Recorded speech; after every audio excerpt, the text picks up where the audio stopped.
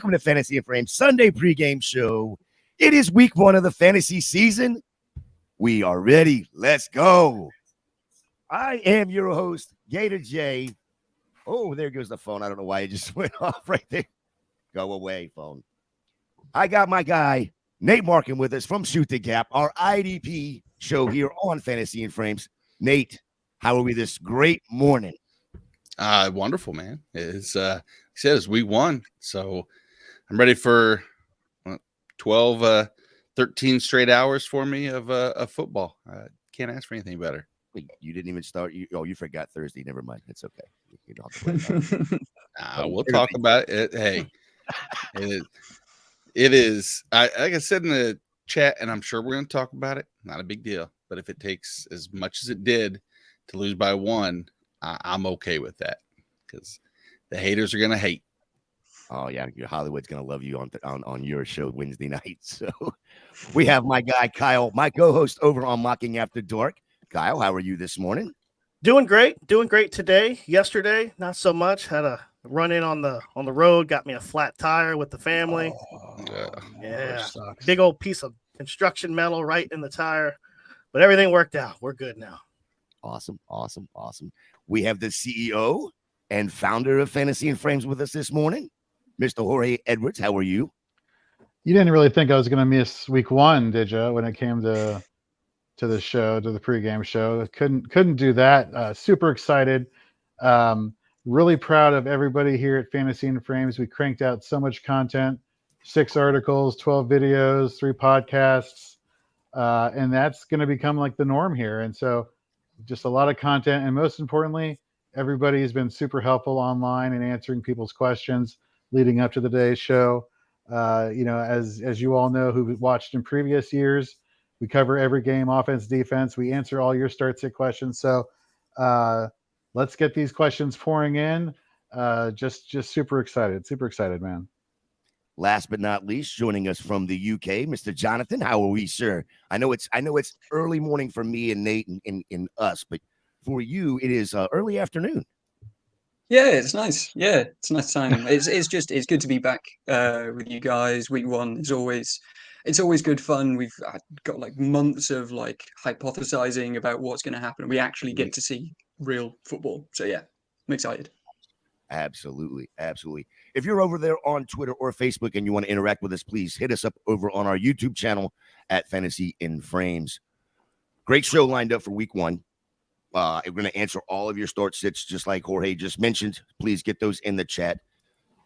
Let's talk about the Thursday night game real quick. And Nate, I'll hold off on you for a second. I want to get first Jorge's opinion on what he saw Thursday night as far as the game as a whole, with Detroit going into Kansas City, winning the game by 1.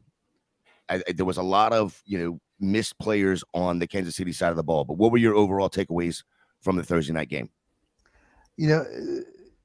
Shocking, 21-20 game. Both teams kind of mirrored each other. Without Travis Kelce, the passing game for the Chiefs was kind of non-existent. Sans, 2 passes to MVS that I thought he should have been targeted a little bit more given his success. The Lions really lucked out, on the other hand, outside of Amon-Ra St. Brown, having Sam Laporta, the rookie, catch a few balls there. Had that not been the case, they would have literally been mirror teams of each other. Nobody else for the Lions really stepped up. Marvin Jones coughed up the ball, I believe, or he was dropping balls left and right. So keeping this totally PG at this point. So it was very interesting. I was kind of surprised it took the Lions offensive line as long as it did to kind of like assert dominance, because this is one of those offensive lines that we thought was going to just dominate out the gate. And then the 1-2 punch with Gibbs and Montgomery, we kind of just saw more Montgomery. But Dan Campbell, he came out after the game and he was like, oh, well, we're just easing Jahmyr Gibbs into, the NFL. And I'm like, all right, so, there's upside. Obviously we saw the efficiency. I think he had like six yards per carry or reception, one of the two. So if anything, I thought this helped stabilize for me in my mind that Jared Goff is a streamable option from week to week. He only got you 16 fantasy points, but I think as this offense starts to click and get better, you're going to see a little bit more production, maybe get up into 17s or high 17s, low 18s. So super excited on the defensive side of the ball. Nate, what are your thoughts here? I mean, the one player I was wanting to pay attention to was I guess situations, because I'll look more at the situations and the individual players trying to develop and who's going to be on the field. Seeing Jack Campbell for 30% of the snaps was about where I had envisioned. Alex Anzalone continues to be a fantasy option. He's might not be the best football player in the world, but you know what? He's on the field. He's around the ball at all times. I think the only thing really to talk about is Aiden Hutchinson. I mean, he was a monster, and granted, he didn't get any sacks, but if you follow any of my work or any of the things we've been talking about, pressures will turn into sacks, and his pressure rate was incredible. That's one thing I did notice. You look at if you go back and you look at Hutchinson's stat line, you're not going to see the numbers on the stat line. Mm-hmm. But he freed up Anzalone so much. The Anzalone stat line looks beautiful, and it's all due to what Hutchinson was doing on the inside with taking up 2 and 3 guys at times. Yeah, I was really impressed with realistically, as well as Hutchinson played, I was decently impressed with the Kansas City tackles, just because, and I know the whole Jawan Taylor false start narratives that are going around. And the crazy thing is I watched another clip where they lined it up with the movement of the center's hands, and it's like perfect. It's exactly when his hand goes back. But he had those weird little knee flexes that they would call on others. Unfortunately, when you have any situation like that, it is enlarged by a few, because the whole Chiefs narrative that they get to play, the calls their way, and the Chiefs are in the play, in their pocket, etc. And that goes with every sport, in every situation, and every time that winning teams have that, you're going to find something. So, but overall I was impressed by the Lions. I picked the Lions to win, cover at least. Cover. Let's not get carried away. but it was. And if there's a positive, the Chiefs offense outscored the Lions offense. If that's the way you want to look at it, because of Kadarius Toney, brick hands. Take 6. I do love Brian Branch show. Jonathan, real quick, what was the one player in Thursday night game that was surprised you, whether it's good or a bad surprise? I suppose it's probably worth talking about Jahmyr Gibbs a little, just because there's been a lot of talk about it on Twitter, and everyone I just feel as though everyone's kind of overreacting a bit. It is week 1. He is a rookie. He, with his skill set, he will have up and down games, particularly in his rookie year. I think we probably just need to be a little bit patient with him. But I think the player that did surprise me as to how quickly he got involved, as Jorge said, is Sam Laporta. He is immediately going to become a startable option for me, I think, particularly in tight end premium leagues and that kind of thing. If he's getting that many targets immediately in his first game, then that's a really, really positive sign. Yeah, he's that player that's on the taxi squad that just got removed after week 1. He's now on the active roster on most teams now. Let's get to this question right here, Jorge. And well, first of all, I'll let Kyle go at it first. Which quarterback should I start as my QB2? Russell Wilson, Kenny Pickett, Jimmy G, Stafford, or Young? Also got Kittle and Ingram in a non-PPR. So let's go with first of all, let's answer the quarterback question here, Kyle. Which quarterback should he have as his QB2? Russell Wilson, Kenny Pickett, Jimmy G, Matthew Stafford, or Bryce Young? Well, I'm not going to go Matthew Stafford with Cooper Kupp out. I don't want to go there. I think I would go with Russell Wilson with Sean Payton in the first game out of these options. To me, it's the safer play of all 4 or 5 options. And then, of course, tight end, I'm going to go George Kittle there. Is Kittle even going to play there? Oh, yeah, that's true. I need there. Jonathan, he is questionable. You got anything on this one, Jonathan? So yeah, I completely agree on Russell Wilson. Obviously it was a disaster last year. The hope is that it improves, and I think, as Carl said, that is the safest option of the 2 tight ends. If Kittle is playing, then I'm going there, just because the draft capital that you spent on him, you kind of have to, because of who he is, his upside is much higher than Ingram on a weekly basis. But I think, and I do have some questions over how involved Ingram is going to be on a weekly basis compared to last year with Ridley coming over. I think I'm not sure he's going to be quite as good this year. I do have some questions over that.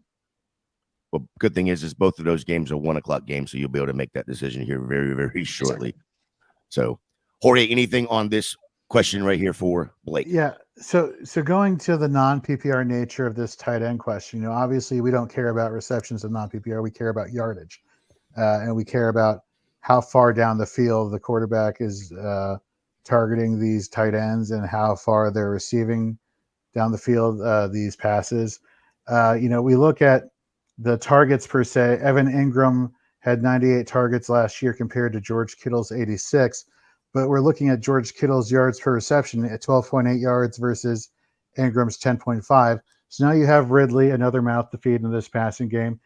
Trevor Lawrence showed last year with a yards per target of 7.8 that he targets Ingram shorter down the field than Purdy or Garoppolo were targeting Kittle. So it makes sense from a yardage perspective to go George Kittle in that respect. Nate, anything to add to that? No, okay, not really. Because I don't want to take Kittle. I've been anti-Kittle the whole offseason and going in, and yet at the same time, Jorge's reasoning is sound. And honestly, you're looking for touchdown upside, and Kittle just came off an 11 touchdown season, which was, I know, unsustainable. But yeah, in this particular week, you're probably going to go Kittle until you're disappointed, and then switch over to Evan Ingram. All right. And then Andrew has another tight end question here.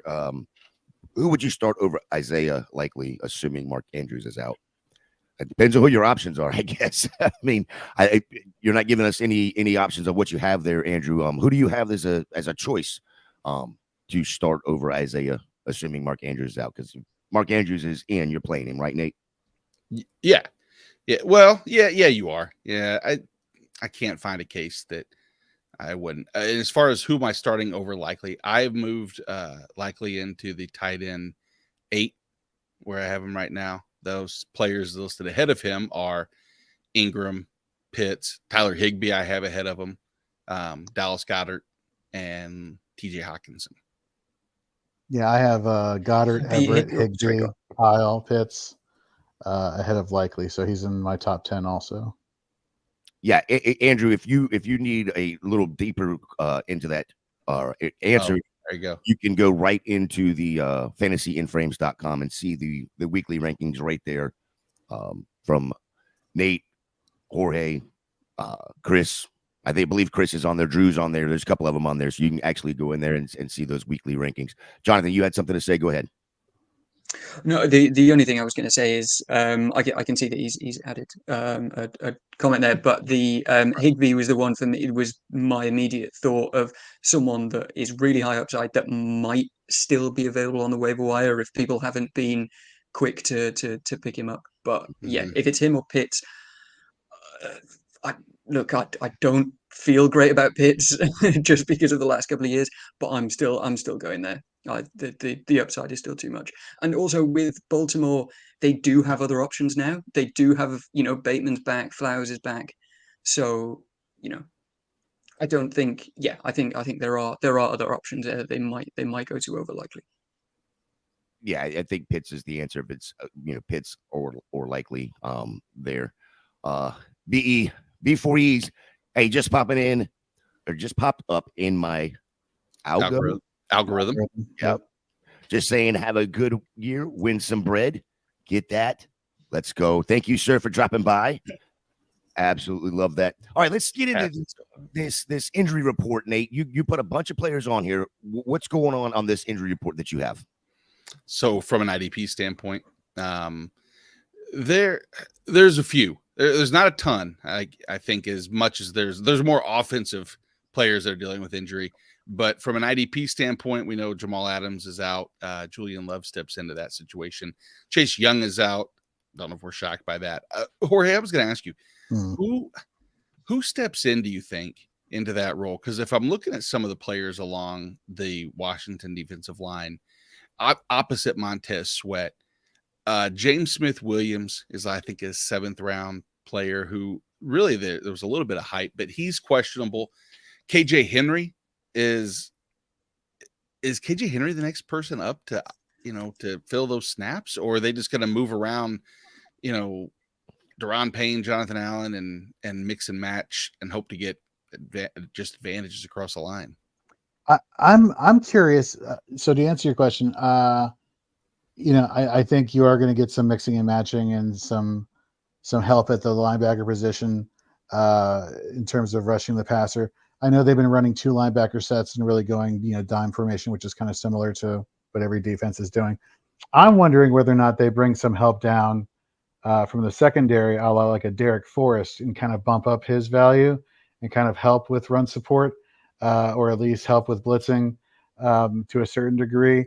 But for fantasy purposes, I mean, Montez Sweat is going to find a way to get his, regardless if Chase Young is there, and we saw that last year. So does this bump up Montez Sweat? Maybe a few spots here and there. I don't think Arizona's offensive line is one where you have to worry about them isolating Montez Sweat, and then it's like, oh well, who are we going to get to rush the quarterback? No, he's still gonna get his.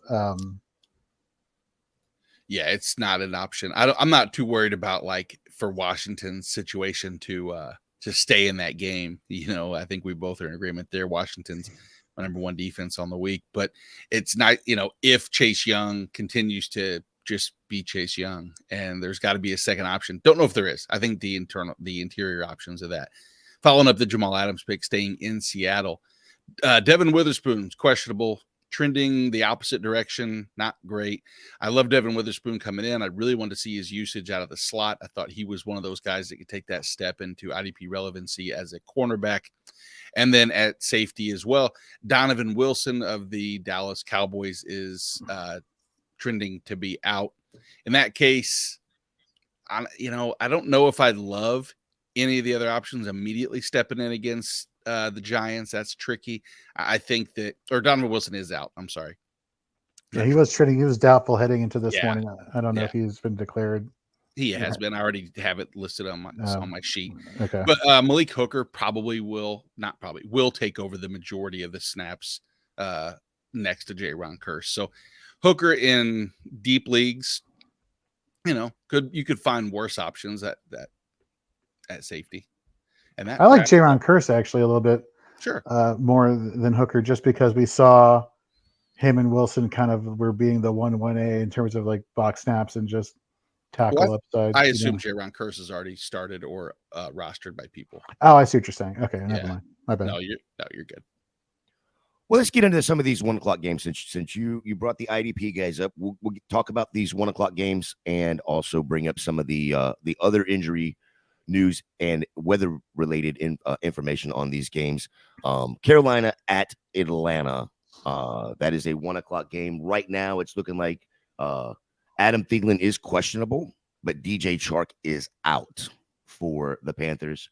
Looks like Cordero Patterson is going to be questionable, and the cornerback for the Falcons, Jeff Okudah. Yep, he is out. Yeah.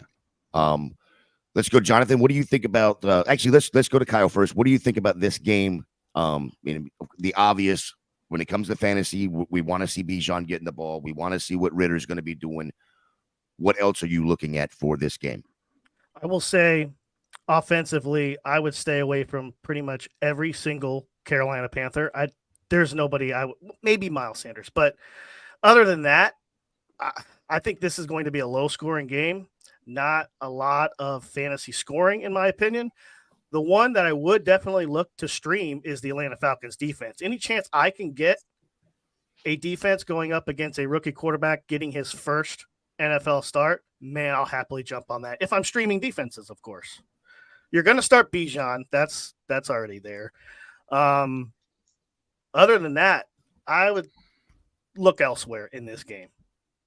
I predict this will probably be the lowest scoring total on the slate. Oh, okay.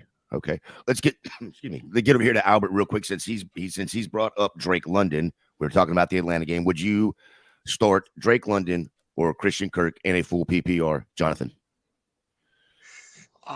I think I'm still going London there. I mean, his underlying metrics last year were so good despite the quarterback play that he had.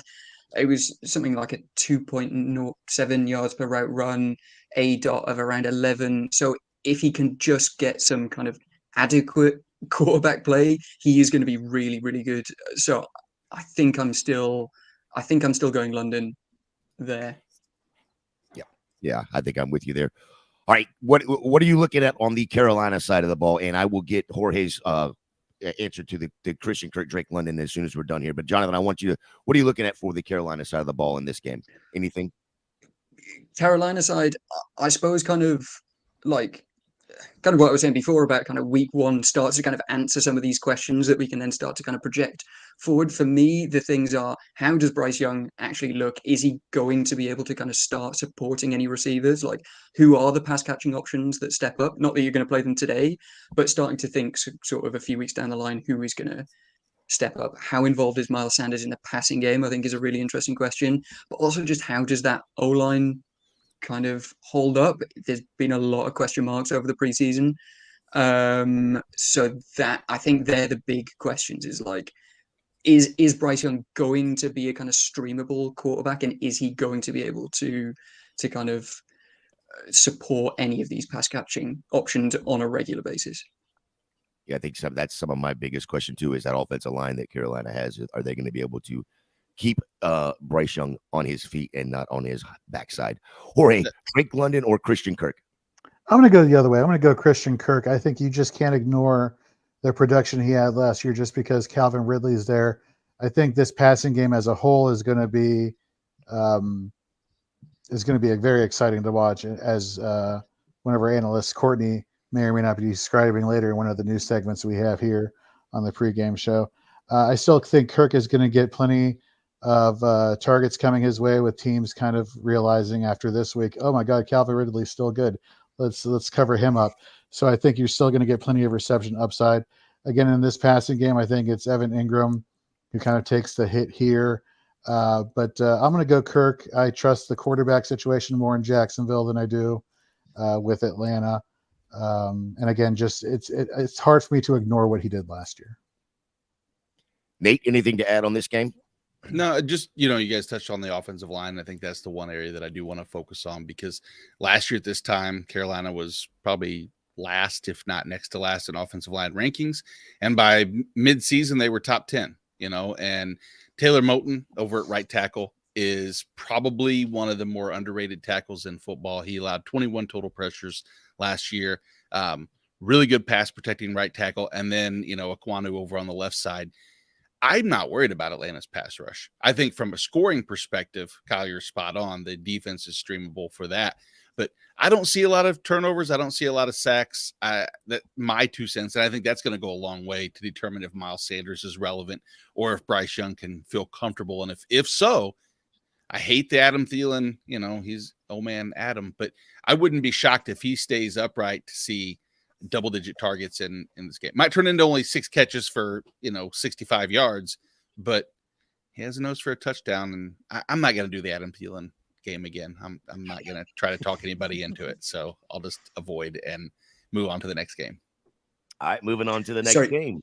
Sorry, just one very, very quick thing on this game. I think someone to watch out for, not necessarily that you can start them, but Tyler Algier. I think it's going to be really interesting to see how many touches he gets and whether he is actually going to be startable going forward. Not that this isn't an anti-Bijan take. They are both going to be. I think there's a possibility that they're both going to be worthy plays on a weekly basis going forward. It's great. Yeah. I love the Tyler Algiers call out there. Good morning, Jamie. Yes, we are ready for some football. Absolutely. Good morning, Drew. Good morning. Who else we got in here? Brian Ford. Good morning. Happy football, sir. All right, let's get into this next game. It's the Houston Texans at the Baltimore Ravens. I saw it. I'm at the go ahead. The IDP options for this game. Just want to cover a few of those for the Falcons and you got some? Yeah, yeah, obviously I'm not going to be recommending Bud Dupree for the Atlanta Falcons, but I think it's going to be interesting looking at the productivity between Troy Anderson and Caden Ellis. We saw Caden Ellis last year, free agent coming over from the New Orleans Saints, give you 7 sacks. He was pretty much a Swiss Army knife for that Saints defense when he came on in replacement of Pete Werner due to injury. It makes you wonder whether or not they're going to still use him in that role, in which case he technically lines up as a linebacker. He doesn't have, at least on sleeper, dual eligibility as a defensive lineman and as a linebacker. But I think the playmaking ability is still there. And then again, we got Troy Anderson, second-year player. Does he take that step into that, full-time run-stopping, dominant role that they were happy enough to get rid of Michael Walker and Rashaan Evans for in the offseason, meaning the Atlanta Falcons? Mm-hmm. I kind of don't know what to make of Richie James so far. He's been kind of an enigma, but he's had some good games and some bad games, and so that's kind of interesting. No Brian Burns though for Carolina. At least there's trending that he's not going to be playing. Contract situation. That's does that for me that makes basically any defensive lineman for the Panthers null and void. The linebacker situation, Shaq Thompson is hold on. See. Where have you seen that Burns is not likely to play? Because everything I have seen over the last couple of days says he's going to play. Okay, well, that Twitter has been my Twitter reporters have been my news that he's just been undecided whether or not he's playing. Let's get confirmation on that. Yeah, I just this morning I'm just reading some beat writers for Carolina that are confident that he's going to play and everything else. So I'm not questioning your Twitter sources, but the source of him. Yeah, that's a good one. That's a good source. Yeah, it's plenty of my sources, but unfortunately my sources turn into you turn into my source, which comes from but no, I'm glad that you brought that up because that is important. And I think Carolina has a lot of question marks across what I need to pay. We should be watching, and that Burns situation is definitely worth watching. And then the Frankie Louvu conversation from 2 months ago that he may have a different position. I don't see that coming up, but if Burns is not going to play, that completely changes Louvu as far as I'm concerned, because at that point, then I believe they do move him more into I don't want to say an outside linebacker edge rusher role, but I can see his role changing. And then Jeremy Chin's role is changing for a third straight year. And that's something to watch because his value could be absolutely zero. I mean, he might be just a nickelback the entire time. And as we know, nickelback sucks. Yeah. The position too. I'm not sure when the actual final injury report comes out, but I'm looking at the NFL injury report, and the only one on this Carolina team that is listed as out right now is DJ Chark, and Adam Thielen is listed as questionable, limited in practice, but everybody else looks like at least on the injury report right now. Let's get over here to Les's quick question, and a little bit jealous right here because we're going to be talking about this game in a second, but it looks like Les is on his way to the Texans-Ravens game. Yeah, why is he not here with us? I don't understand. Nice. Now we know why. See, Les, when you look, you don't call the boss and tell him where you're going.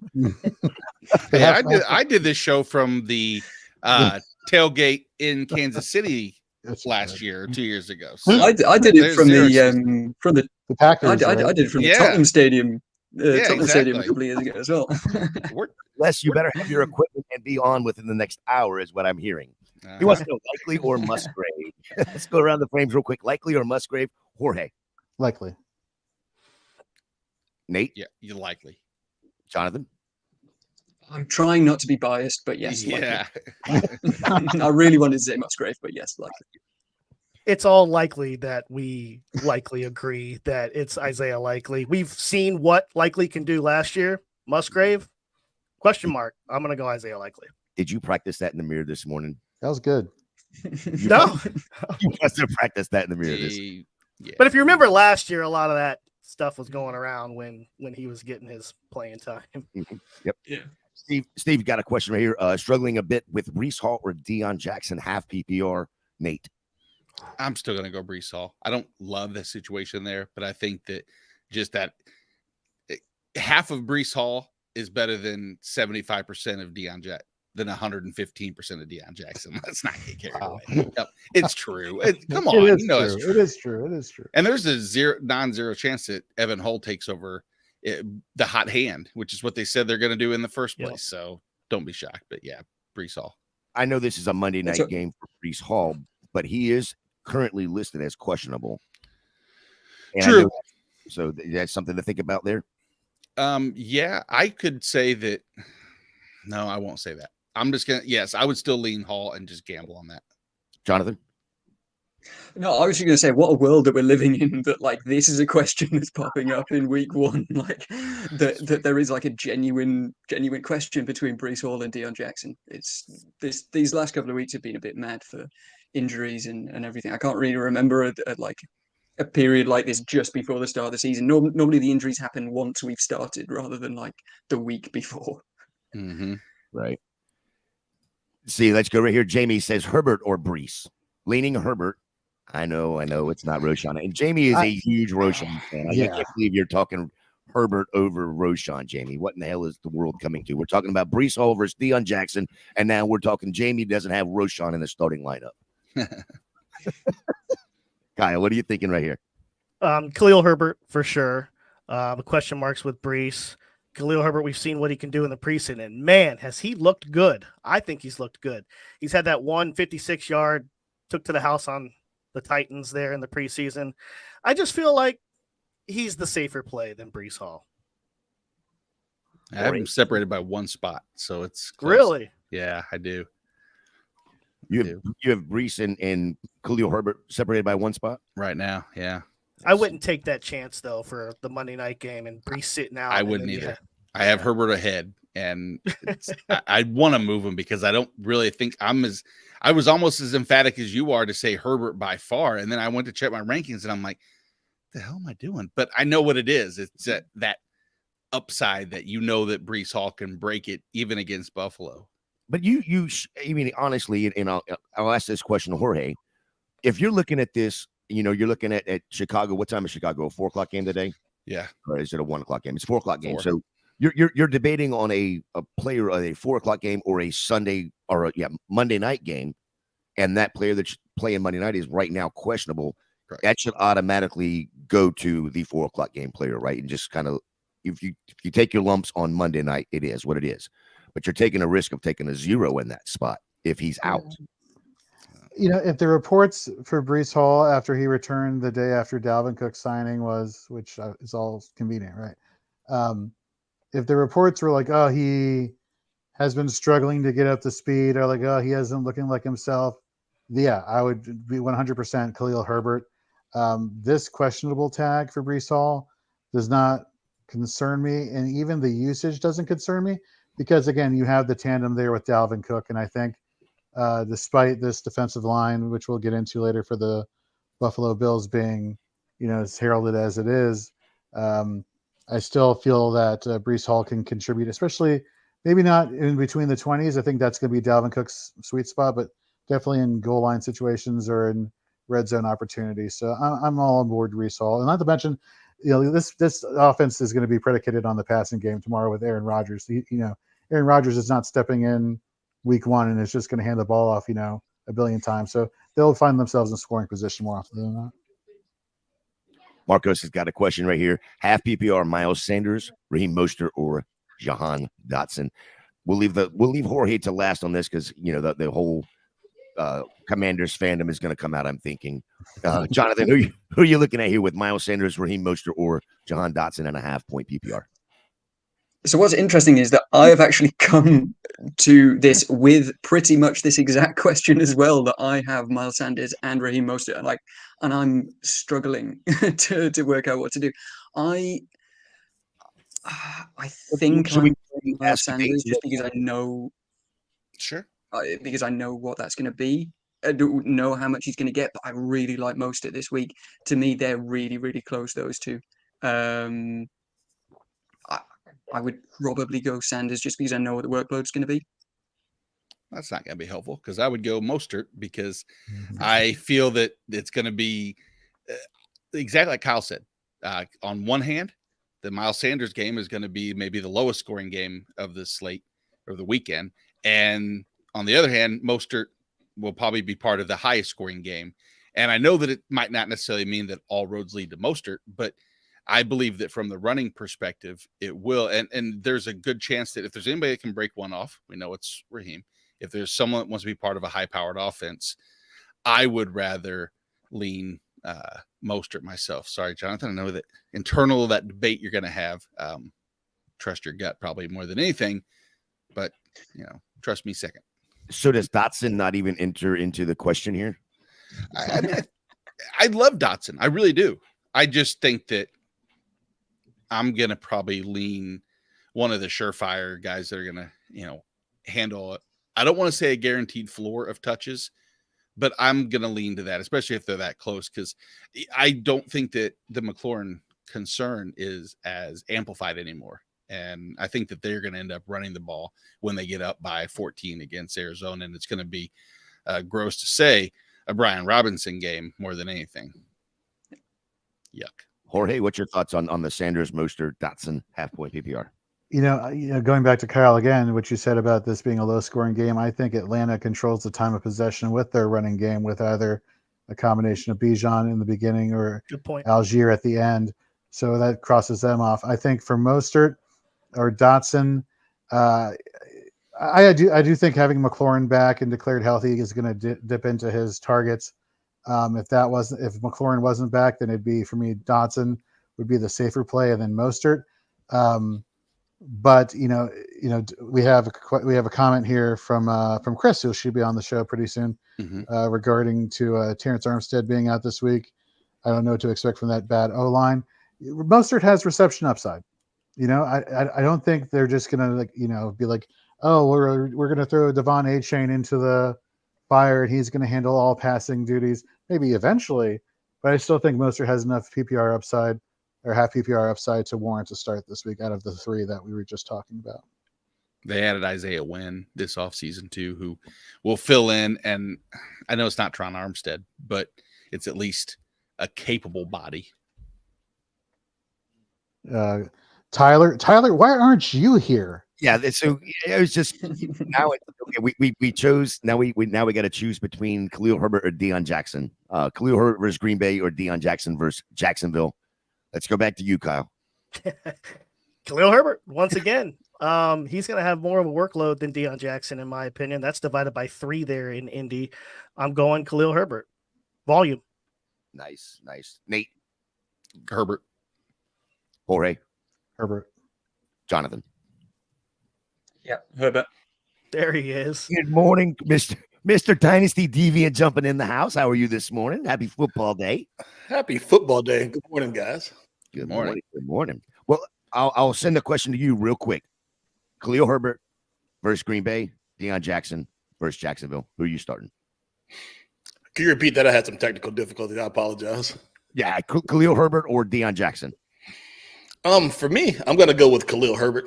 Like it was already said earlier, he's been looking really good this this offseason.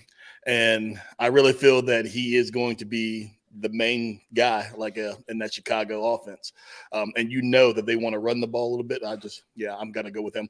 Deion Jackson, I really don't know what to expect yet. I need to see a little more and see how it's all gonna play together. There's so many new additions to that Colts team, a new coach, new offensive scheme, new quarterback. So I just want to see how that looks a little bit before I lean into it. Yeah, that's probably a smart move there, Tyler. Stay married. Yeah, get the kids. Stay married. Let the wife do her thing. Let's get into this second game. Houston Texans at the Baltimore Ravens. Right now, the Texans out is Blake Cashman, John Metsy, and Jimmy Ward. The out for the Ravens is Marlon Humphrey, and of course, Mark Andrews, who we talked about earlier, is questionable. Jonathan, what are we looking at here for this game? Fantasy wise, I'm looking to see what that Baltimore offense is going to look like with Todd Monken. Is it going to be the pass heavy offense that he made it out to be, or at least sounds like it was going to be, or are we back to Lamar Jackson running all over the field? Yeah, it's like you're reading my notes. That's literally exactly what I've got there. It's kind of how balanced is that offense, and then also where are those targets going as well, if it is a little bit more pass heavy. How much work does Zay Flowers get versus Bateman immediately? I think this might not be the best start to kind of for us to work that out, because they are 10-point favorites. And so I think that like naturally they are just going to be fairly run heavy here anyway. So I really like J.K. Dobbins in this game today. I think he's going to get a load of work, maybe even a little bit of Gus Edwards towards the end as well if they are running away with it. But yeah, I think like how those targets kind of stack up, how much Flowers gets, how much Bateman gets, how Bateman actually looks as well now that he's supposedly back healthy, I think is something to look out for as well. Yeah, I agree 100% there. Kyle, what else you got on this game here? Houston Texans at the Ravens. Anything you're looking Yeah, for? I mean, I pretty much agree with Jonathan there. Just to piggyback off it, I would be worried about maybe blowout potential in that game. But if it's a blowout, you're going to get your points from the Baltimore Ravens. There's a lot of Ravens I do like against this Houston Texans defense. But yeah, that's the only thing I would be worried about is a potential blowout pulling J.K. Dobbins out of there. But on the flip side, you'll get your points. All right, Jorge, what are we looking at on the IDP side of things for this game with the Houston Texans and Baltimore Ravens? I'll save the Ravens talk for Nate because he's super high on a member of the Ravens defense. For the Houston Texans, obviously, well, I shouldn't say obviously, but we have a linebacker situation with Denzel Perryman and Christian Harris. Christian Harris, second-year linebacker. But we saw Denzel Perryman come on this offseason and kind of like assert himself to the point where they were able to oh my God, why am I forgetting the linebacker they let go? Doesn't matter, he's not there. So Kirksey. Denzel Perryman, Christian Kirksey. Thank you very much. Mm-hmm. You know, when we talk about sorry, 1 second. When we talk about defensive back, Jalen Petrie is obviously a safety who played a lot of box snaps last year, who should pay dividends there. So I think those three players really there. If you're in a really deep league and you need a defensive lineman, Jonathan Grenard is somebody. Another person, obviously, Will Anderson, the first-round pick, who looked amazing in that Miami preseason game, just shedding through his blocker and just getting to the quarterback. I don't know how confident I would be starting him this week. I'd be going more for tackle upside with the Texans. Nate, what about you? What are your thoughts there, as well as for Baltimore? Yeah, you touched on about everybody on the team and IDP relevance, of course, joking.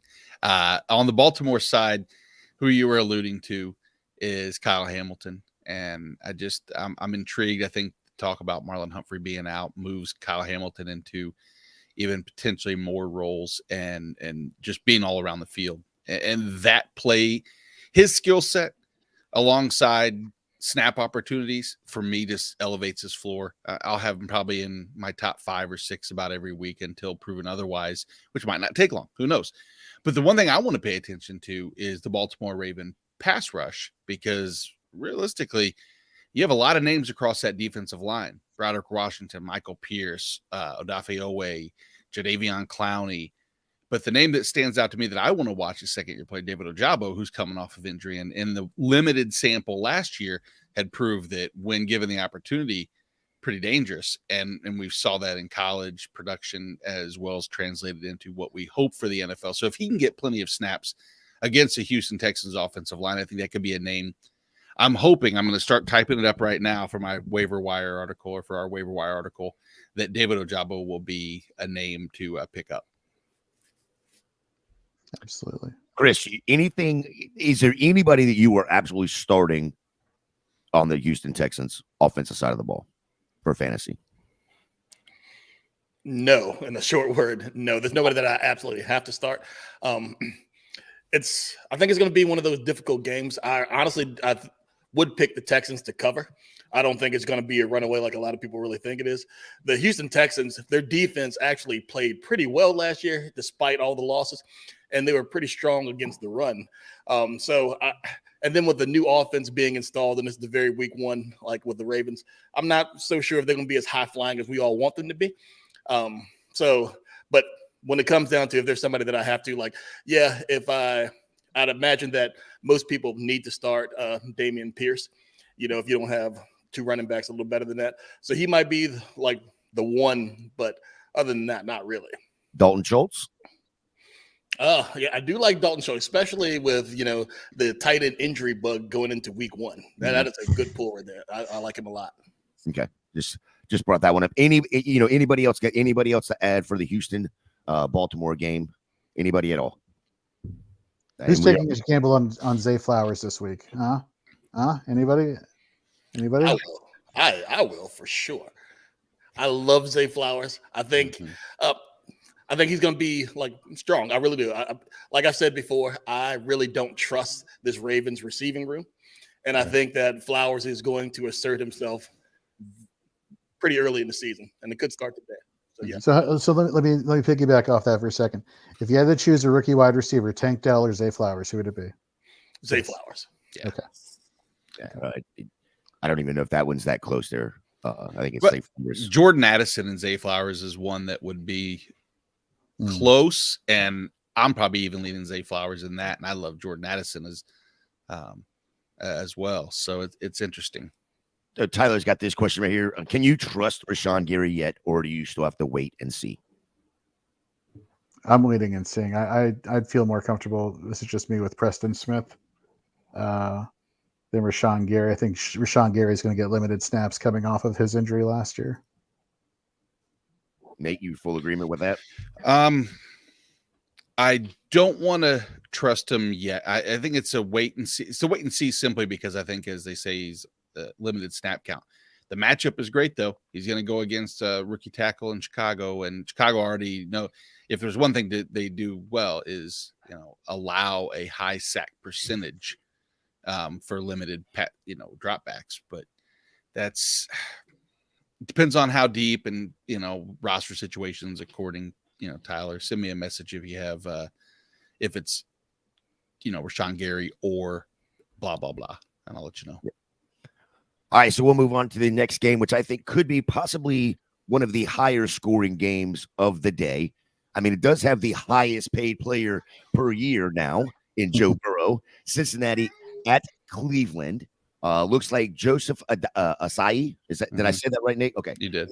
Out for the Bengals, and Juwan Thornhill is questionable for the Browns. Looks like the only two that are on the injury report there.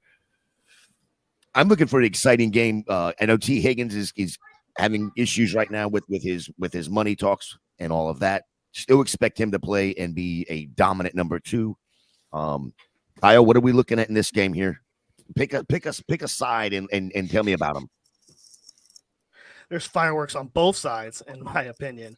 But I got to go with the Bengals. If I can only pick one side, there's just more firepower there in Cincinnati. You're starting a lot of Bengals. I mean, Jamar Chase, of course, Joe Burrow, T. Higgins. You can make an argument, maybe throw in Irv Smith as a flyer if you needed one. But there's a ton there. I mean, what is there to say about the Bengals and the Browns today? Are you starting Joe Mixon? Yeah. Okay. Yeah, absolutely. Oh, are you taking a shot at me from the summer? Jonathan, go ahead.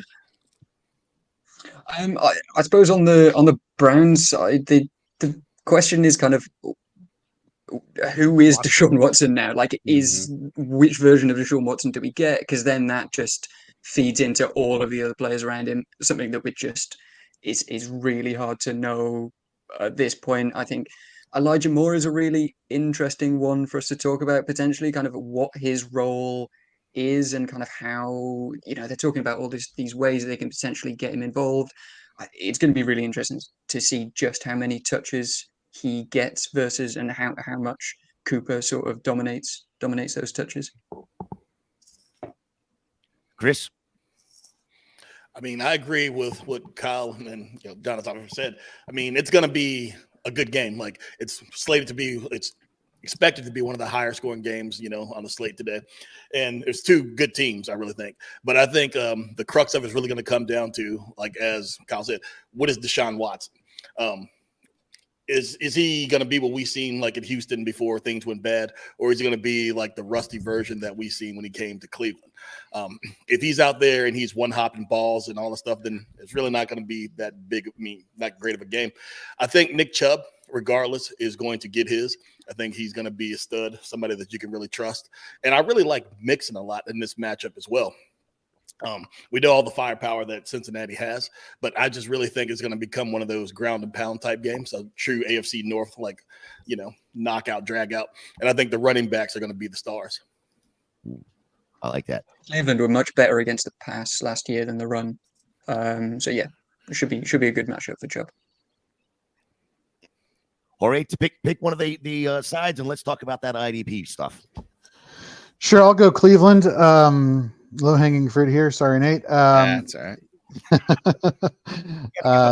We obviously know Myles Garrett, excellent pass rusher, great for IDP. He's my DL2 heading into the week. But somebody who's not too far down the list and still in my top 10 at number 8 is Zadarius Smith. They brought him over via trade from Minnesota. Still has plenty of gas in the tank.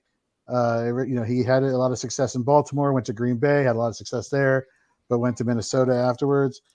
He stayed there for one season. Now you find him in Cleveland. Now you have 2 dominant pass rushers on both sides of the ball. Previously, when it was Garrett and Jadeveon Clowney, you had one elite pass rusher, one decent run defender. But now you got 2 guys coming after the quarterback. We all know the trouble that the Bengals offensive line has had in protecting Joe Burrow the past couple seasons. Does that get shorn up? We'll find out. But I think you're going to get a lot more one-on-one opportunities for these edge rushers that do well in one-on-one situations versus their offensive lineman counterparts, just because of the addition of Dalvin Tomlinson in the middle, soaking up double teams and potential triple teams. So you have that situation going on. The linebacking situation for Cleveland is gross. I know Jeremiah Owusu-Koramoah managers or fans are, cursing me right now, but unfortunately, look, he hasn't really lived up to quote unquote IDP standards. Grant Delpit, defensive back, could be somebody in a really deep league, but I'm avoiding basically anybody other than the edge rushers for the Cleveland Browns.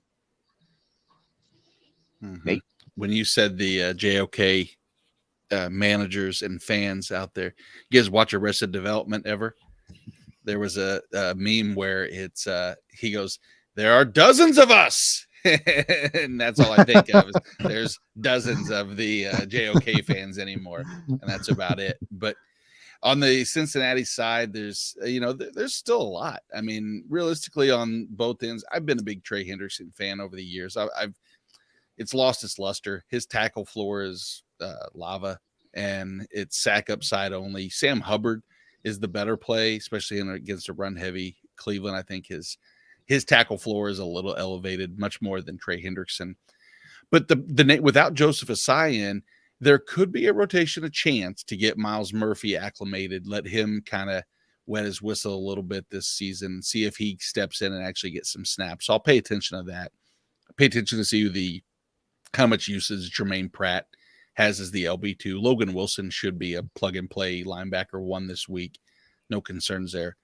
And then in the secondary, Dax Hill, the Cincinnati Bengals showed that they have no concern for the next man up when it comes to getting rid of Jesse Bates and Von Bell. And so Dax Hill is most likely that guy to step into box snaps, which, again, in a run-heavy game could prove very, very, valuable. Nick Scott will be the complement to him. Not the biggest on Nick Scott, but I'm going to say Dax Hill, Logan Wilson, and then Sam Hubbard would be my IDP plays.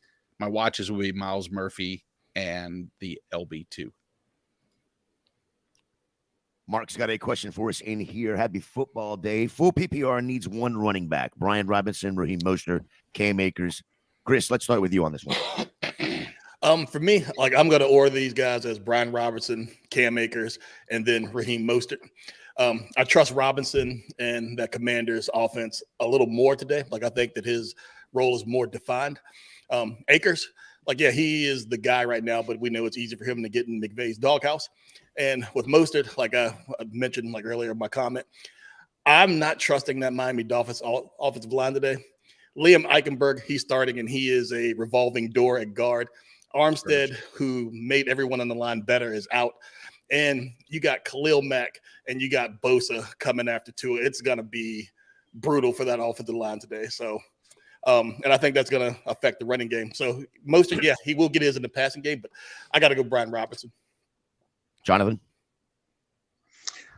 Yeah, I think I'm probably going Brian Robinson there. My question mark with Akers is that I think the Seahawks are going to win that one fairly convincingly, and I do have questions over Akers as kind of a 3-down back.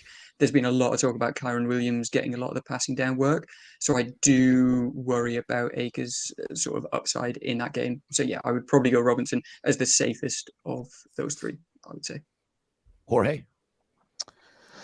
Yeah, the Kyron Williams talk scares me a little bit on third downs for Akers. Brian Robinson, you have the situation with Antonio Gibson. Do they finally start using him as the wide receiver he was in college in Washington? Again, the full PPR nature. So let's for me, crossing Akers off the list, it comes down to Robinson and Mostert. Even though it's a full PPR, I think I'm going to side with Chris here. I just think this Commanders team is going to get up early and often on the Cardinals, and they're just going to salt it away. And you'll get the yardage from Robinson and potential touchdown scores to offset any added or missed out on receptions. Nate? Brian Robinson. And Kyle? Typically, I would agree with you guys on Brian Robinson, but I have a little bit of information here. Tom Pelissero is reporting from NFL Network that the Dolphins are expected to sit Devon Achane and make him inactive today. Knowing that, I'm going Raheem Mostert. Does that change your mind at all, Chris? It does not, because it's always going to be Mostert, and Ahmed's going to get his too. McDaniels just likes a committee, and that's what Miami does. So A-Chain, I mean, him not playing today, I don't think it's going to change the usage of Mostert, to be honest with you. Mark's got another one for us. Is Watson or Howell at quarterback? Nate? It's going to be Watson. I'd love Howell as a project this year and paying attention, but realistically, how that team's going to it's going to go back to the Brian Robinson conversation as well. It's going to be a run heavy game. Howell's not going to be asked to do too much. And what we've seen is that if we don't get, the ankle biting throws or the worm burner throws out of Watson, and he actually looks like he has in future or previous years, we have much more upside. But yeah, I hate that Watson. You haven't picked that. Kyle, are you good with Watson over Howell? Yeah, you kind of have to. I love Howell's matchup, but you drafted Deshaun Watson to start him. You spent a much higher draft pick on Watson. You got to roll with Deshaun. Yeah, I agree with that. Jonathan?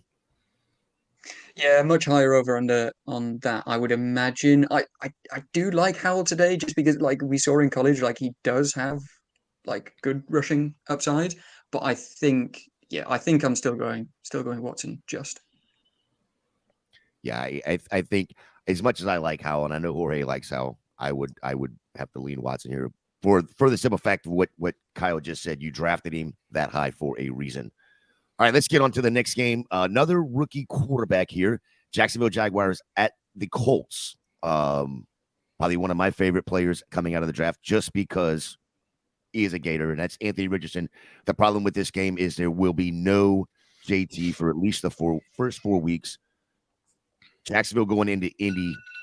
This is going to be I'd hate to say this is going to be a bad game for the Indianapolis Colts, but I think it's going to be a bad game for the Indianapolis Colts. Jonathan, go ahead and start us off with this game. Yeah, things that I'm looking at today, I think, how does Ridley look first game back? I think we're all excited about him. It's just going to be good to see him back on the field. One thing I'm really interested in is how the Jags split the running backs. There's been a lot of talk about Tank Bigsby. I think he is borderline startable in really deep leagues because I do think the Jags are gonna win this game. I think they're going to be up, and kind of seeing how those, particularly around the goal line, how they split that work between ETN and Tank Bigsby, I think is going to be really interesting to see. And yeah, I do think Richardson is still startable just because of that rushing upside. I mean, we've seen from Justin Fields last year that you don't necessarily need, this amazing offense to be a really good startable quarterback in fantasy. And so I do think he is still going to get enough rushing to be interesting, but it is going to just be slightly lower upside than we would have liked going into the season. Nate, give me some IDP players in this game that you would definitely be starting, whether it's the Jacksonville side because you're playing against a rookie quarterback. What do you got? So you did touch on one interesting point is with a rookie quarterback, Josh Allen last year, if you look at just the stats, pretty underrated. If you look at the pressures, then you realize that it was unlucky. And I'm higher on Josh Allen this year. The real Josh Allen for people listening, the defensive side, Josh Allen. I think he has that next step where the statistics match the actual production on the field. We'll see that Foye Oluwakon's an LB1, maybe the LB1 every week in and week out. And then in the secondary, Rayshon Jenkins is one of our favorites because Jorge, as will tell us. Go ahead, Jorge. Leroy Jenkins, brother. Rayshon Jenkins. And if you've ever watched that if you haven't seen it, go watch it. And every time Rayshon Jenkins has a good IDP matchup, you will think of us and think of that. And it's fun. And then secondarily for Indy, as much as I'm a big Kwity Paye fan. I had been. I think that it sucks because he has not really lived up quite yet, but injuries. DeForest Buckner's a beast in the middle. But the name to pay attention to is going to be Shaq Leonard. Zaire Franklin is worthy IDP. I'm not knocking him. But I think from a perspective of something to pay attention to is the usage of Leonard, his involvement. I think that if there's a person who has enormous upside and a good draft opportunity for where you got him, the value's there. It's just the question is he was already in concussion protocol, slow to recover from that, lingering back issue, ankle, all kinds of things. He's just, it's rough. And then Jorge has a favorite guy in the defensive back. Jorge, you want me to talk about him or do you want to? Yeah, I'll touch on him. So I wrote about him in our waiver column last week for IDP. That's Julian Blackmon, free safety / slot cornerback last year, making the transition to strong safety. All the reports out of Colts camp has been this guy is flying to the ball. He's flying to the running back. He's just making all sorts of plays. Had decent box snap usage on a limited basis, mind you, in the preseason. So he could definitely be somebody, especially against a Jaguars team that looks to be in a position to control the time of possession with the running game in the second half of this game. Blackmon could play a huge role in getting you a solid tackle floor as your DB3, depending on how many defensive backs you roll in your IDP leagues. Yeah, I mean, Nate, you got anything else to add on the IDP side for either one of these teams? Is there any Colts that you're starting? Well, I mean, yeah, Zaire Franklin is definitely startable. I'm debating on Shaq Leonard, and like I said, Kwity Paye, I want to start, but I can't right now. I just don't. I don't love the matchup enough that in shallow leagues that I'm going to mess around with. Is there someone I'm missing that you? No. I forgot you did say Kwity Paye, and I just was wondering if you were actually going to start him or not. No, I mean, right now he is. Let's see, on my as my DL, he's my DL 23. So he's right there in DL 2. So maybe I guess I am. I forgot to mention when I brought it up, the only two players that are looking like they're going to be out are for the Jags, Antonio Johnson, safety, and Tyler Lacey, the defensive lineman. I don't think either one of those matter unless you're in a super deep 22-man leagues or anything like that. But just putting that out, have them. I will say in defensive tackle specific leagues, I mean, you can't look past DeForest Buckner and his tackle upside. Sure. But that's not often the norm where you have specific position by position breakdowns. Those type of leagues exist, but more often than not, it's a DL, LB, DB, 3-position designation that most people are playing in an IDP league. Chris, you got anything to add to this game? Jaguars and Colts? No, pretty much all the stuff has been said that I would like to add. So, all right, then let's move on to the next game. That's going to be Tampa and Minnesota. Elijah Cansey and Cody Mock are questionable. Marcus Davenport for the Vikings is questionable. Chris, I know this is going to be a Tampa blowout of Minnesota, so tell me how Minnesota wins this game. I am absolutely joking. This is going to be completely a blowout the other way. Is there any, for Tampa, is there a player that you would be starting on the offensive side of things, in your lineups? Yes, I'm going to start Chris Godwin. I think that regardless of how the game plays out, that he will be a factor, especially because Baker Mayfield, he's not great at throwing the ball outside of the numbers on the field. He can't really get it there. Where Godwin operates, he'll be more in the wheelhouse to catch those passes from Baker Mayfield. I'm intrigued by Rachaad White, but I'm really not sure how that all is going to play out. But other than that, I really with all things week one, I just want to see how things go. I know it's going to be weird. Just see how, the play calls are going and who's getting what usage. But that's about it for me. Kyle? Well, I have a start-sit article that's out here on Fantasy and Frames, and I went with Mike Evans against the Minnesota Vikings. We know it's a terrific matchup. Last year, the Vikings had the second most passing yards allowed in the league at 279.8. Of course, that's per PFF. And we know Mike Evans, 9 straight seasons, 1,000-plus yards, and he's done this under multiple different quarterbacks dating back to Josh Freeman. So I'm going to start Mike Evans against these Vikings. I think it's a juicy matchup. Baker Mayfield hasn't had a wide receiver like Mike Evans since arguably Odell Beckham Jr. Yeah, which he ignored completely in his time in Cleveland. But at least that's what Baker's dad would say, or Beckham's dad would say. Yeah. And I didn't even mention the fact that Mike Evans wants a new contract. He's going to go out there and ball. Yeah, my concern is Mike Evans is the yes, he's going to get you 1,000 yards in the season, but what week is he going to get in? It's just boom or bust week for him, and I just don't know with the. And I'm a Tampa fan, so I just don't know with the quarterback situation that Tampa has that he's going to go and get that much week. Let me say this: if Baker Mayfield puts up dud numbers today against that Minnesota Viking defense, it's Kyle Trask season then. No, I think they're going to give Baker enough rope to hang himself. I don't know. I want to give the new defensive coordinator for the Vikings a little bit more credit. He showed in the preseason he's very blitz heavy, and so you may see some more one-on-one opportunities down the stretch for these wide receivers. I do like Godwin personally over Evans, but I could definitely see Baker finding Evans this week. I think both have their merits. In non-PPR, obviously I'm rolling with Evans because you want yardage.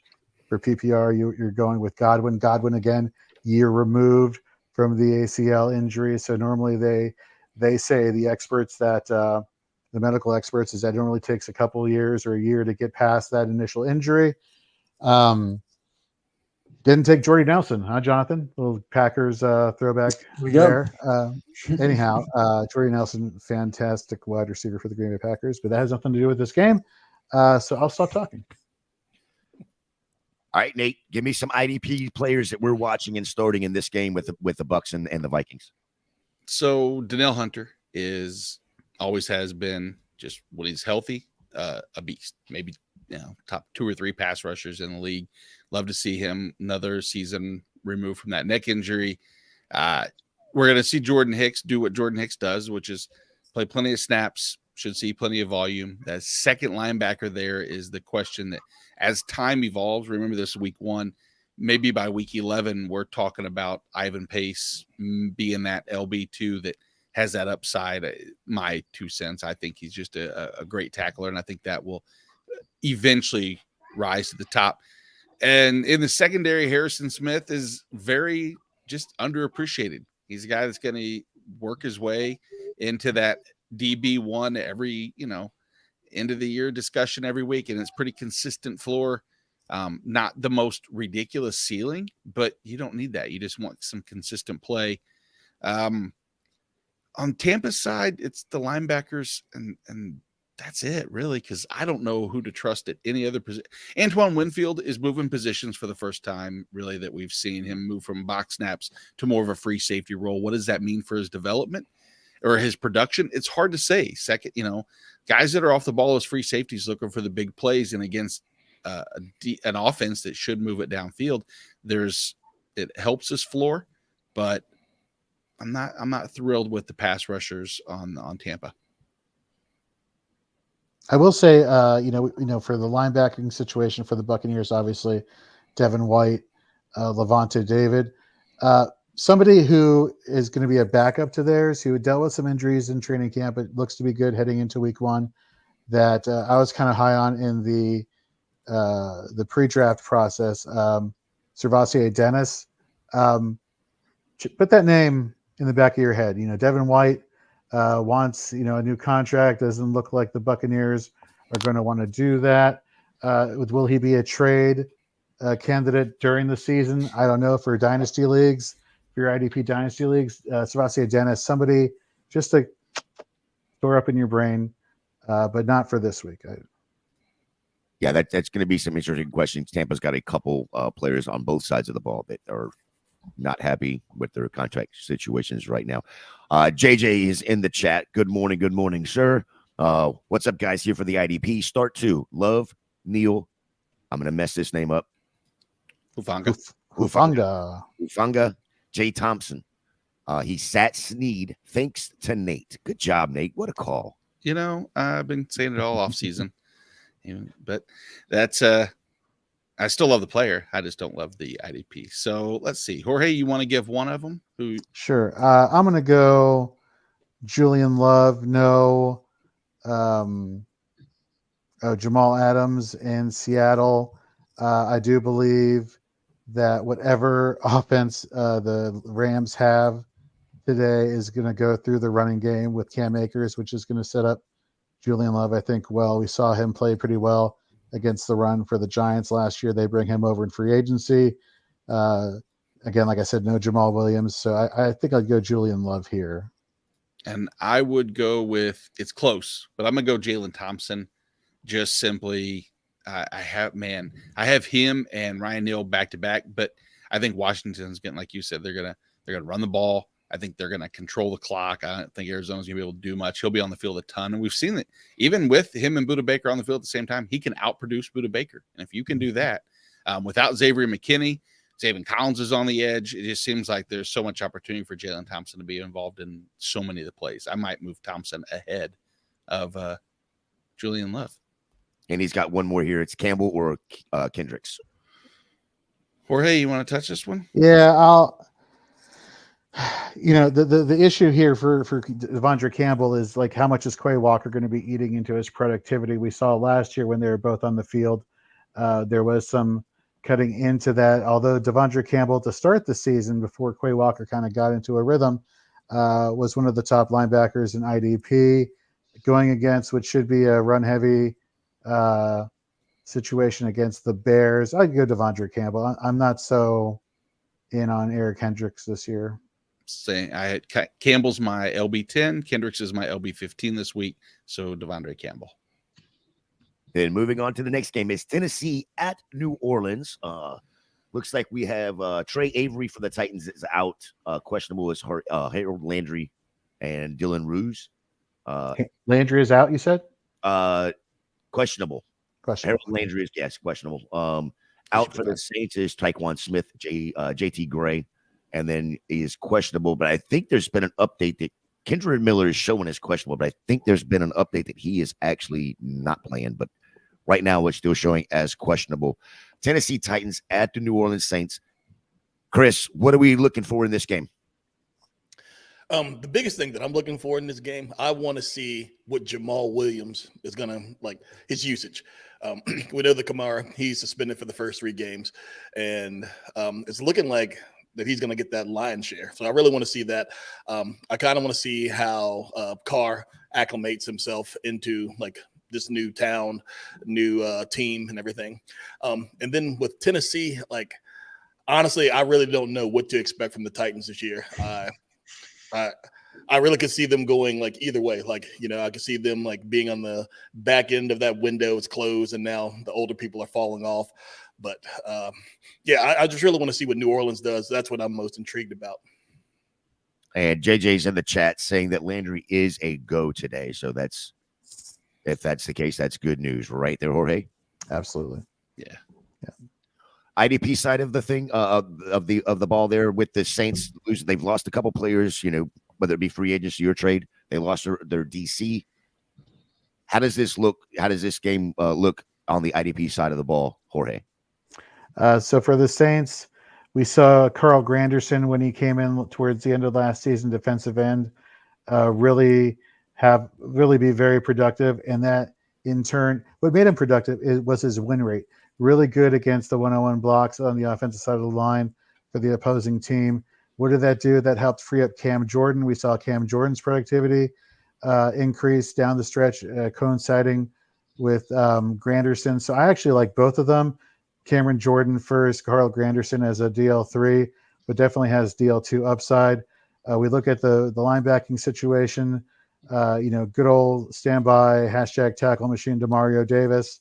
And of course, Pete Werner. Pete Werner dealt with some injuries last year, but went on the field. Just both of these linebackers produce. I actually have Werner a little bit ahead of Demario Davis, but not by much.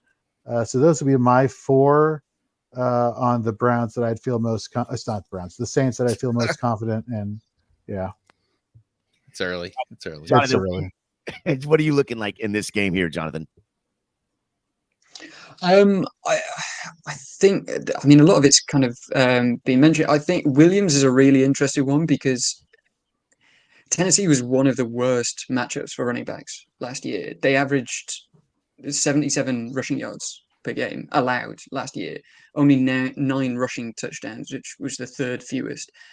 So while Williams will get pretty much all of those touches, I do fear that the upside maybe isn't as high as we would maybe hope. All of his production last year kind of came from running behind that Lions offensive line and stumbling into the end zone. And this is coming from a Packers fan that loves Jamal Williams. So I do just have a little bit of fear around him. And I've just seen Mike Bowers coming. Thank you very much. Good morning, Mr. I need to Bowers. get on. I need to get people to pay for my services. Yeah. You definitely do. You would start a Cameo or a OnlyFans or whatever. Yeah, that's it. Yeah. Here you go. What if Fantasy and Frames went OnlyFans and we just completely threw everybody through a loop? Yeah. Yep. No? So we would be losing Nate Markham right away. I think we'd lose a lot of people right away, but that's neither here nor there. Nate, what about IDP for the Titans? What are your thoughts? Yeah, I love Jeffrey Simmons. I always hate defensive tackles and in non-defensive tackle necessary leagues, but he's a beast. I do want to watch Harold Landry when healthy, top 15 option at defensive line, I think. Azeez Al-Shaair at linebacker is one that should see plenty of action, really high on his upside, especially from I don't want to call him a sleeper, but he was definitely not one of the more talked about linebackers. It was definitely a situation that's worth talking about. Another situation we're talking about is probably the LB2 there. We've seen Jack Gibbons overtake Monty Rice. I don't know if they're going to play a ton of 2 linebacker sets, but they have in the past, and Gibbons would be the beneficiary of that. But then the biggest play for me would be Kevin Byard at defensive back. A little bit of do-it-all mentality. He picks up. He's had 5 interceptions and like 4 of the last 5 years with 100 tackle seasons. So he does a lot, and I could see him being heavily involved in this, especially with the lack of depth at linebacker and overall just scheme. So that's pretty much where I'm at for Tennessee. Anybody got anything else to add? Tennessee, New Orleans Saints. Yeah, if I could just go back to the offense real quick with Jamal Williams, because I know a lot of people a little bit nervous on Jamal Williams, but if you drafted him and you don't start him now, when are you going to start him? I get that the Titans defense was top 5 in the league last year, but nobody's talking about his red zone usage last year where he dominated as the RB1 in total touchdowns. It's the defense versus the offense. I think if the Saints can get to the red zone early and often, And Derek Carr is going to have a good matchup against that soft defense in the secondary. So if they can get to the red zone, I do think Jamal Williams will punch 1, maybe 2 touchdowns in. Yeah, I like that thought. We got PPR Hopkins or James Cook at a flex position. Jonathan. This is a really interesting one. I think Hopkins offers you a better floor. James Cook offers you a higher ceiling. So I think it might come down to kind of how your team makeup is. If it's 50-50, I'm probably going Hopkins just because he's getting the targets. He's seen double-digit targets. He's averaged 10 targets per game in 6 of his last 8 seasons. So I don't see that changing. Yeah, man, and the Jets defense is so good. I love this question though. I've said this before. These are the questions I just adore because I'm so sick. So many questions I get are like, Jamar Chase or Justin Jefferson in half-point PPR scoring, and I know that that's not every question. I also went to high school with a guy named Johnny Timmons. So, what do you think of that? How about that? Okay. Yeah, is he in one of your leagues that you're giving a misdirect for right now? No, I do not. No. Nobody cares about me that much in any of our leagues to tune in and do that. That's not true. I did. Well, touche. Disbanded. Good job. Well, you did. You left us high and dry. All right. Sorry. Go ahead. No, I thought that league was over. It's not. No. Neither here nor there. Nope, we are good to go. We kicked you out and we moved on. We got better people in place now. Wow, better. Harsh. It's probably harsh, Gator. That ain't accurate. 49ers at the Steelers. George Kittle is questionable. Kadarius Ward is questionable for the 49ers. Larry and go ahead. How do you say the last name? Ogunjobi. Ogunjobi. He is showing us questionable right now as well. Let's talk about the IDP side. The 49ers and Pittsburgh Steelers. I think there's some great players on here. Jorge, Nate, either one of you want to go ahead and jump on this one here? After you, sir. All right, so let's go San Francisco. Obviously, Nick Bosa is returning. Signed that massive contract on Thursday. I believe it was Thursday. All the reports, Kyle Shanahan came out and said, yeah, he's looking exactly as we want him to be. He's a top play for me this week. He's Nick Bosa. On the flip side, you got Dre Greenlaw, super high on, a lot more splash play upside than his counterpart, Fred Warner, who's also a top tier linebacker. I think you can't go wrong, but I think I'd rank Greenlaw over Warner in that respect. Talanoa Hufanga. Nate, we were talking about this on Shoot the Gap, our IDP show, which you can find every Wednesday at 10 p.m. Eastern, as well as in podcast form on Thursday mornings. Last year, a lot of box snaps, played against the run, high upside, but then he had a stretch where they moved him back in coverage, and all of a sudden it's like, whoa, where'd the productivity go? If they do decide to bring him back and be more of a run-stopping element in this defense, he's definitely a start. I'm starting him where I have him this week because I want to see whether or not that is the case where they move him back to being a more of a box safety hybrid linebacker role. For the to do Steelers, what do you think, man? Yeah, so TJ Watt is he's a plug and play every week. The one that I'm going to get some pushback on, I'm sure, is Alex Highsmith. He's not an avoid, but I'm not actively starting him this week, despite to back-to-back years of productivity that's showing that he's capable. I think the efficiency is just not there. His pressures that he mounts don't equate to the number of sacks that he actually has produced. So I think that there's a little bit of a drop-off that could happen. He gets Trent Williams in the matchup today. That's never a positive. I can lean. Hell, I almost would rather start Cameron Hayward in the middle over Alex Highsmith. The hate will come. Promise that. It's not it's kind of a bold take and people don't like it. And I get it. And I understand. I like Highsmith going forward. Cole Holcomb in the middle, I think, is one that I might be higher on than others. I feel like I consistently see me having him in my LB low, high LB2 conversation. And that's one where the volume should be there, no doubt. I mean, we know that San Francisco will have no issues with keeping the ball on the ground.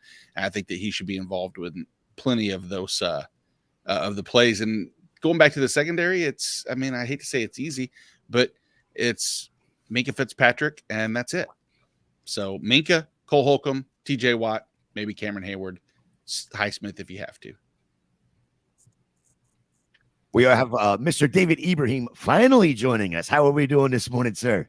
What's happening, fellas? Sorry, I'm have to be in the garage. I'm in California, so I'm hiding like Anne Frank in the attic, trying to do some fantasy football stuff. And we're off. And we're off. Well, that's what, I put it in the show that Dave's here to keep us all in check, and he's late, so we're already off the rails already, and now he's coming in firing Anne Frank references. So Tyler Howe's got a quick question. We'll go Khalil Herbert, Damian Pierce, Chris Godwin, pick 2. Dave, we'll start with you. I like Damian Pierce for the volume. Chris Godwin, we just don't know what we have in him, to be honest. We don't know what we have, I should say, in Baker Mayfield. So the safer picks is Khalil and Damian Pierce. Week 1, go with your gut and go with a known commodity. We just don't know what kind of Baker we're getting. Are we getting 2018 Baker where he was pretty good, or are we getting last year Baker Mayfield? So Khalil and Damian Pierce, they're good for 15, 20 touches. I like the volume. I like the safe play. Khalil and Damian Pierce, it is for me as well. So, Chris, you got those same 2, or are you adding Chris Godwin in here? No, I got those same 2. I'm co-signing what you guys have already said. Perfect. Awesome. I think that's the right answer all the way around the board. If you got something different, let it know now. Otherwise, it is Khalil Herbert and Damian Pierce. Final answer. All right, back to the 49ers, Pittsburgh Steelers. Let's go over to Kyle. Kyle, what are we looking at offensive side of the ball? Well, let's see if Kenny Pickett can move the ball. You got Deontay Johnson. Well, he scored a touchdown because he didn't score last year, right?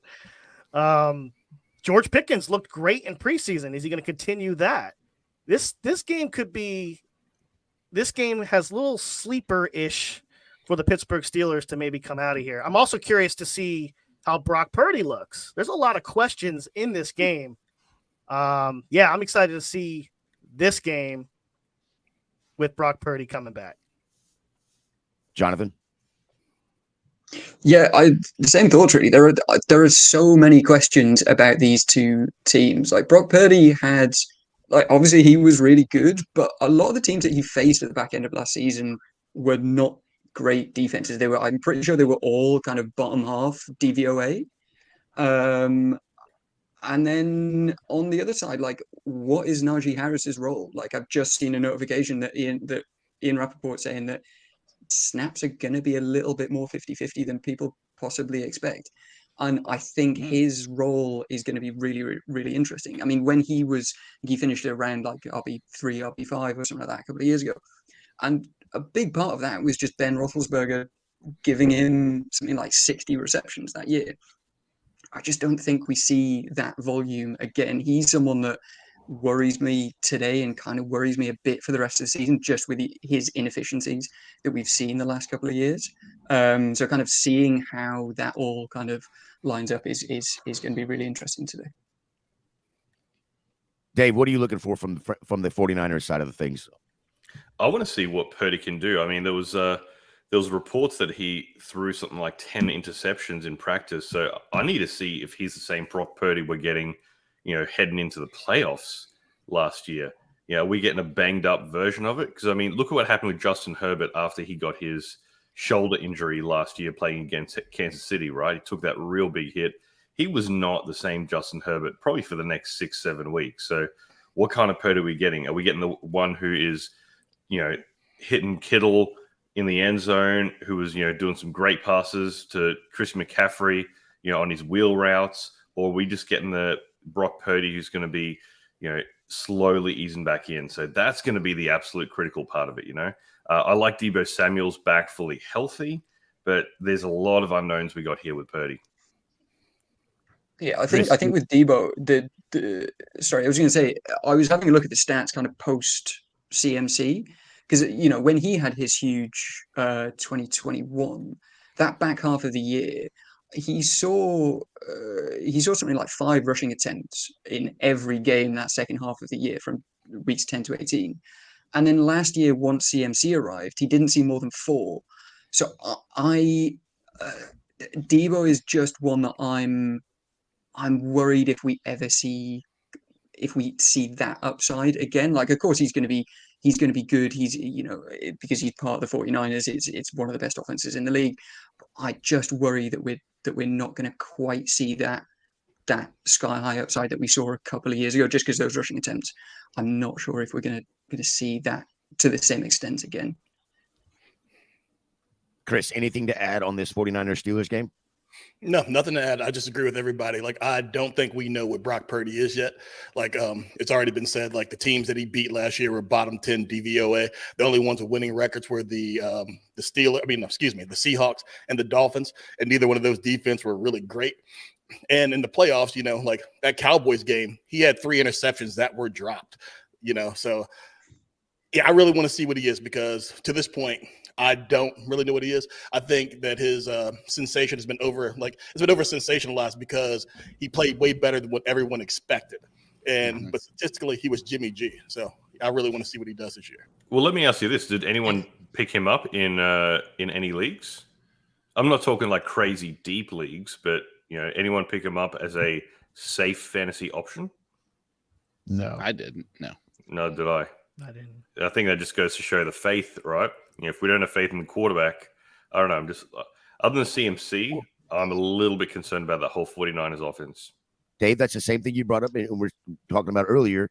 We don't have confidence in the Tampa quarterback. You can't have confidence in the wide receivers there. It's kind of the same thing, right? I agree. Yeah, but that offense is based off Yak. So Right. If he just stays back there and he just dumps it off to CMC Debo and hits Ayuk whenever he can, then he could be very effective. I mean, like, that's why he was so successful last year. It was all Yak. It's crazy to think that I'm sorry. Go ahead, Ori. Yeah, I was going to say, you just brought up the player, the last one you mentioned, that I'm excited to see today in Brandon Ayuk, just because he was the first read for either Purdy or Garoppolo. He had the most success in either man or zone coverage. I mean, Ayuk, this is a big opportunity for him. Just got that contract extension.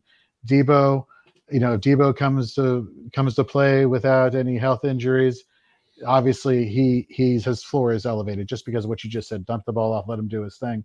But I think from a pure receiving wide receiver 2 standpoint, I think Ayuk can make the case for that jump this year. He finished, I believe, in half PPR as like the wide receiver 22 in points per game. So it won't take that much. And then again, the secondary for Pittsburgh, not really scared of. So I'm definitely going to be paying attention to Brandon Ayuk today. Well, the Vegas implied total over for Ayuk's season is 820 yards or whatever. If that speaks volumes to me. That shows that Vegas has no trust in Purdy being able to support not only 3 pass catchers or 4, but not only 1. If he's the highest yard total over under of 800, and I know that it could be like, well, if everybody has 800, there's 3,600 yards right there. And that probably is his ceiling, is around the mid 3,000s, which for me is not a viable option. And I just worry about all of those options, every single person there. It's crazy, though, to think that they have 1, 2, 3, 4 offensive weapons in the top 48 picks, top 60 picks, and yet a quarterback that you would think by that rationale should be a top 14, top 15 quarterback, but he's not.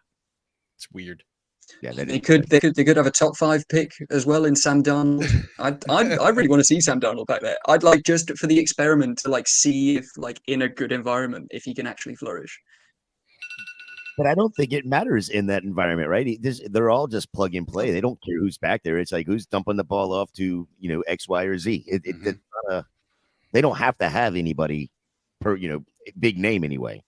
They don't have to, Patrick Mahomes isn't going to help that team.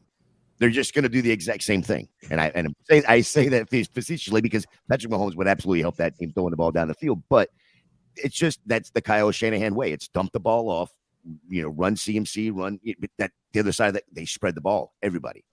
So you're touchdown dependent. I don't know if I really want to see Sam Darnold, man. I mean, I know you like the experiment of it. it's kind of like what happens if you put a fork in an electrical socket, right? You know the answer. Mhm. That's really what's going to happen to the whole 49ers offense. So, yeah, I think it's either He'll provide a 30 spark. Is that what you're saying? yeah, exactly. Oh, that's what I Very good. heard. Very That's what I good. heard. Hold on to Very that good. fork real tight. Oh, Lord. So the moral of this story in this game is a lot of questions, and hopefully we get some answers, right? I'm probably not going to get any Much. answers. No, not in week 1, but Jorge and Nate right here. You got JJ torn in half right here. Jorge's high on Highsmith over Hayward. Nate's the reverse. Start, he's got to do one. Tough call. Well, Yeah, just who do you like more, me or Jorge? Yeah, And send it. Don't even tell. Just send us your screenshot of which one you go, and that will go a long way into determining, how Well, we answer your questions. more importantly, send a screenshot of which player performed better in your fantasy league Okay, after today, and let's see you go. the point total there. That's perfect. All right, sounds like we got a little bet there. It's not a pie in the face bet that I've lost epically on multiple shows over the years, so we're not doing that. But friendly week 1, let's see what happens. Touche. Melissa Harris in the chat. Good morning. And she's Morning, Nate. Is there any hope for FF7? Any suggestions? Well, that FF7 league that Melissa's part of, which I would commend her for being part of this league. This is a 16-team IDP offense mixed with, these are the following names that are in the league with us. Is our friend Bob Harris, Gary Davenport, Iggy, Mike Dempsey. I would say myself, but not so much. And Nate Polvote.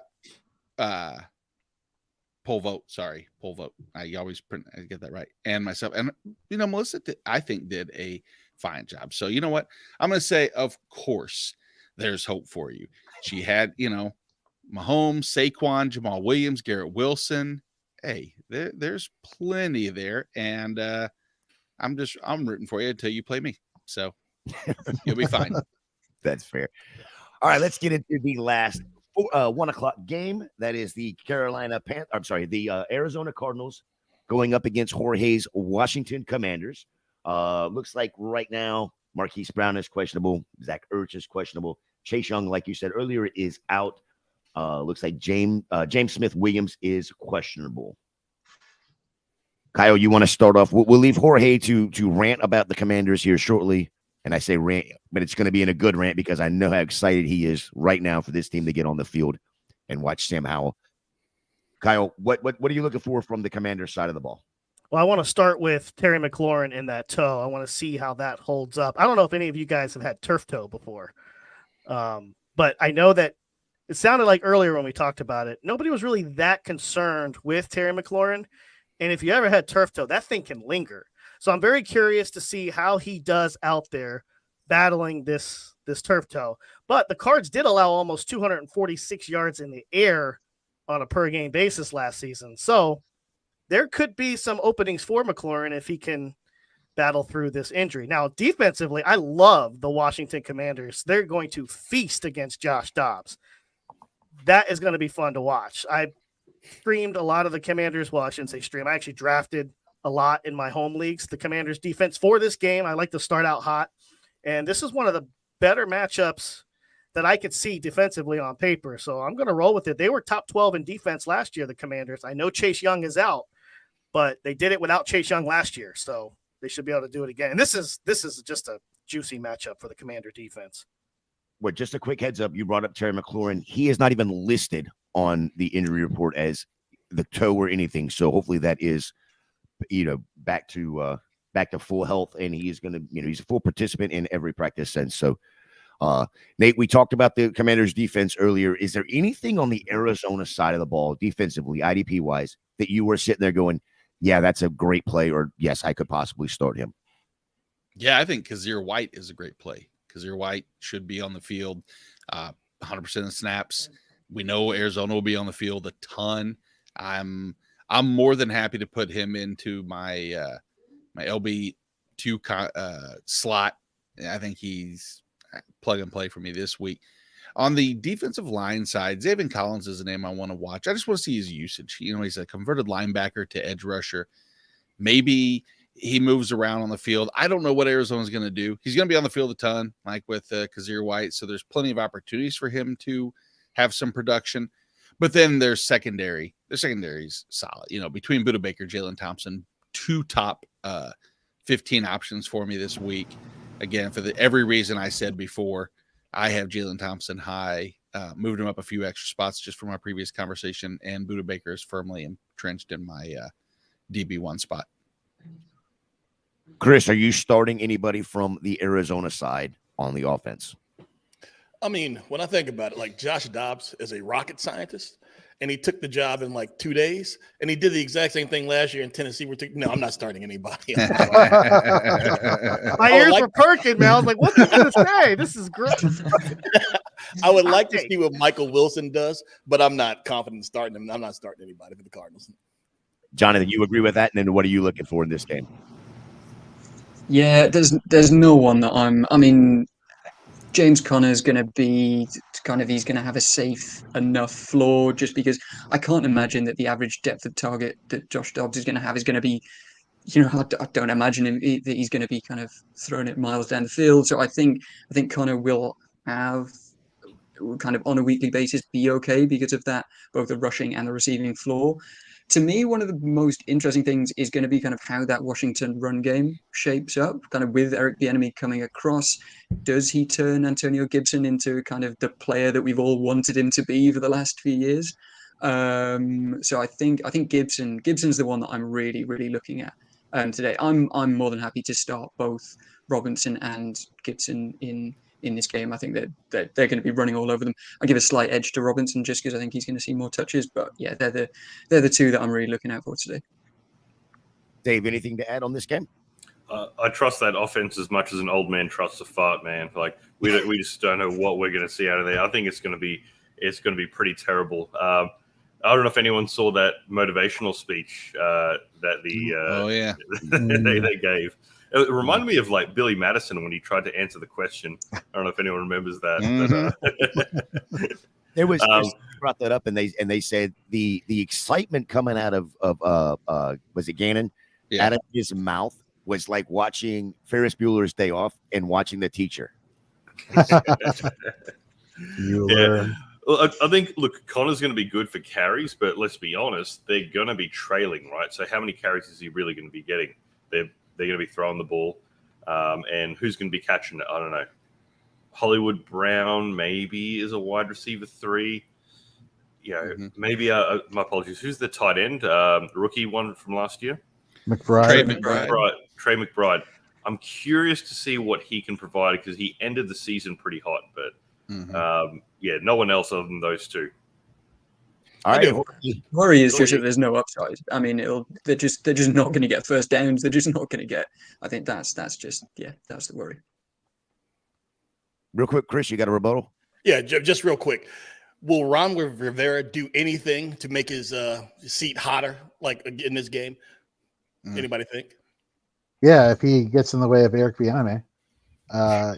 He basically came out and said this week, Ron Rivera, that so this is going to be different for me because normally we have a certain way of doing things on offense, and this year I'm keeping my hands completely off of this and just managing the team. And I'm like, good, yeah, do that because it hasn't been working so far. So let Eric Bieniemy do his thing. That's the only thing I can think of that would get him even more so on the hot seat. Although the owner for the team came out and said a couple of days ago, Josh Harris, one of the majority owner for the team, said, look, it all comes down to wins. I'm summarizing here, paraphrasing. It comes down to wins on the field. Had a great time getting to know Coach Rivera, great guy, yada, yada, yada. Has done great since his time here, considering the circumstances, but it comes down to wins. So take that for what you will. Mm-hmm. All right, we're going to get into our next segment here with the tailgating your frames. But before we do, I know, Jonathan, you got to get going here shortly. Go ahead and tell everybody what you got going on, where they can find you. Yeah, you can find me at Jake Lanoski NFL over on Twitter. Going to be helping out with the weekly content here at Fantasy and Frames over the season. And yeah, should be. I know that I'm away and at some of the London games over the next few weeks, but we'll be back on during the pregame show whenever I'm around. And yeah, it's great to be back with you guys and talk actual football. Yeah, that kind of sounded like a small flexor. I'm going to be away at the London games. I'm sorry. All right, let's get over here to the tailgating in frames. A quick little video for you guys that Courtney set up. Give you a quick recipe along with some hot takes that she has for us. Go ahead. Let's go to there.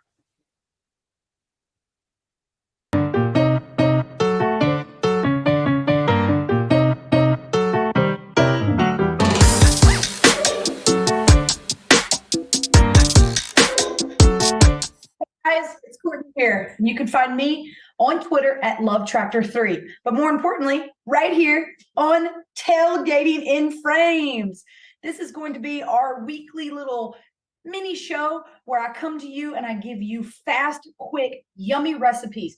May that be for a drink, an appetizer, little finger food, whatever we can get on the table quick so that we can get back to watching football and dominating our fantasy leagues. Remember, this is Tailgating in Frames on Fantasy in Frames. So guys, let's get to it. Today, we're going to make some getting ready spaghetti. All right. So gathering our ingredients, you're going to need spaghetti, pasta sauce. You are going to need a muffin tin. And with the muffin tin, I want you to get some spray oil because we're going to spray in the little muffin tin holes, right? This is going to be like a little spaghetti nest. They're going to be little quick and easy bite-sized little spaghetti bites. So you're going to boil your noodles. You are going to add salt to the water. And you know, speaking of salt, you know what is my salty take of the week? My salty game of the week? That is going to be the Jags at the Colts. Jags coming into Lucas Oil Stadium. The reason I love this game is because I am ready to see Anthony Richardson in not some pansy preseason game. I'm ready to see him in the light, underneath the lights, in the big game, because he was one of my favorite quarterbacks coming out. I love this kid. I think he's got what it takes. And actually, to be honest with you, I think that he is going to be their rusher. With Deion Jackson and Evan Hole being a rotating back because of JT being out for the next 4 weeks, I honestly am going to tell you that I would put my money on Anthony Richardson being the over in his rushing yards for this game, whatever that over-under is. And I think he's going to be the lead rusher. I think he's going to grab those red zone touchdowns, and I think he's going to put this game on his back and show us what he's got. Now, he's going to make mistakes, right? He is going to at least give the Colts defense the Jaguars defense at least 2 turnovers, potentially 1 interception and a fumble. So the Jags defense is a great defense to start because, you know, he's going to come into his own in this game, but it is going to be slow. So I'm still going to play Anthony Richardson, especially like in Superflex, because he is going to get that garbage time rushing, the garbage time throws, but I would not expect him to go jumping off the page like Trevor Lawrence is. And speaking of that, let's get back to this. So depending on your size of your, crew, you're going to, if it's a huge crew, do a full box of spaghetti. If it's not, just do a little bit, right? Just do a little bit. Throw that in the pot. You don't want to break it because that is a pasta no-no. So al dente, you want to boil it 8 to 10 minutes, give or take, on spaghetti. Remember, that water is salted. Put it in the pot. Go ahead, boil it up 8 to 10 minutes. And when it's done boiling, then we're going to work on our sauce. All right. So once our noodles are drained, we're going to put our sauce in there. Personally, I think that sauce tastes like the container that it comes in. I usually try to make my own, but remember, y'all, we are trying to hurry this up, like a hurry up offense. So I like to add spices to it. I add garlic, I add salt, I add basil, I add oregano, I add Italian seasonings, onion powder, anything I got in my arsenal to make it taste better. Speaking of hurry up offenses, I really think that's what the Jags are going to come out doing. They are going to come out slinging. They are going to come out scoring. They are going to come out ripping. They've always kind of had an iffy when they come into Lucas Oil Stadium, but not this time. Calvin Ridley is going to score his first touchdown since 2021 in the first quarter. Mark my words, guys. All right, so we're adding that sauce. We're adding all of our seasonings as well, right? So as you see, we got all that going on, all that goodness going on, right? We've added all of our seasonings. So at this point, what I want you to do is, because you've already oiled your little muffin tin here, I want you to get some tongs, and I want you to get your pasta, and I want you to twirl, and I want you to twirl. And we are going to twirl almost like you're doing a little eggs, little bird's nest, exactly what we're doing. Put that little bird's nest in there. All right, and while you're doing that bird's nest, let's talk about this game still. So Calvin Ridley, first touchdown. I believe the points is in the Jags' favor, and I only think it's at like 4.5. The line is. I think this is an easy win for the Jags, though I do think that the Colts are going to put points up. I think it's going to be 31-21 or 31-17. But I'm telling you, if I was starting my players, right, I'm going to start Calvin Ridley all day long. I'm going to start Trevor Lawrence all day long. I'm going to start ETN because they are going to get ahead and ETN is going to run. I don't think that he's going to run all over them, but he will run and he will get a lot of rushing yards. You know, the thing is that the Colts line is decent. Their secondary is young and not as experienced. And that is why Trevor Lawrence is going to be able to get it into the red zone and get those deep balls to Calvin Ridley. I think Evan Ingram will get in there and get involved as well, but I do not think this will be the Kirk show. I think it'll be the Calvin Ridley show. All right. So we made the spaghetti cups. We topped them off with a mixture of mozzarella and Parmesan cheese. And then we put them in the oven at 400 for about 15 minutes. And these little spaghetti cups are, look how cute they are. They're just little bite-sized spaghetti cups. Delicious. And those spices that I put in there doesn't taste like jar pasta to me. So speaking of spicy, my spicy takes for this game is that, of course, I'm going to play Michael Pittman if I have to, because he is their wide receiver one. Who else they have behind there for Anthony Richardson to throw to? Alex Pierce, Josh Downs. I actually like Josh Downs, but not in this first game. I think Kylan Granson, the tight end, could have some plays there. But again, it's going to be tough. They're going to have a tough hill to climb. I do think that they will score some points and it will be a decent game, but this is the Jags game. There's just no way around it. So put your money on the Jags, put your money on ETN, put your money on Trevor Lawrence, put your money on Calvin Ridley, and have a wonderful day. This is Tailgating in Frames. That was Getting Ready Spaghetti. And you can find the recipe at fantasyinframes.com. You can find me on Twitter at LoveTractor3, but find me here before the big games so that we can go over quick and easy recipes. And hey, if there's something that you want to see me make or that you're curious about, shoot me a DM on Twitter, LoveTractor3, and I'd be more than happy to make it for you. And hey, include you in it. Like always, I'm Courtney, and this is Tailgating in Frames right here on Fantasy in Frames. Subscribe to us so that you can find me and everyone else on the crew. I hope you have a wonderful Sunday. Go dominate your teams, and who dat?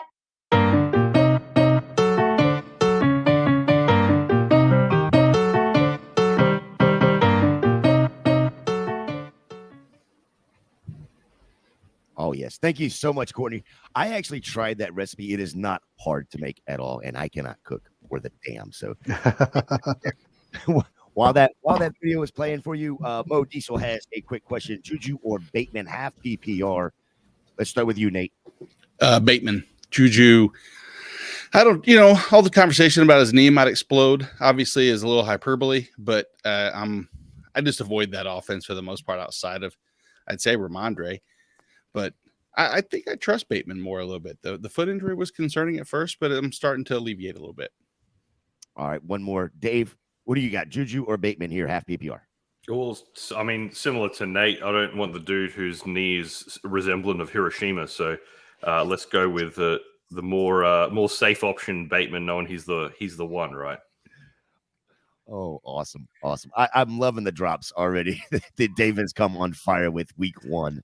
That's awesome. All right. Hey, fun fact, just quickly with Courtney, she was actually my first customer at Fantasy when it was Fantasy Go before Connect Go. So I think Ryan Weiss was her analyst. But yeah, it's cool to see her part of the team. Oh yeah, absolutely.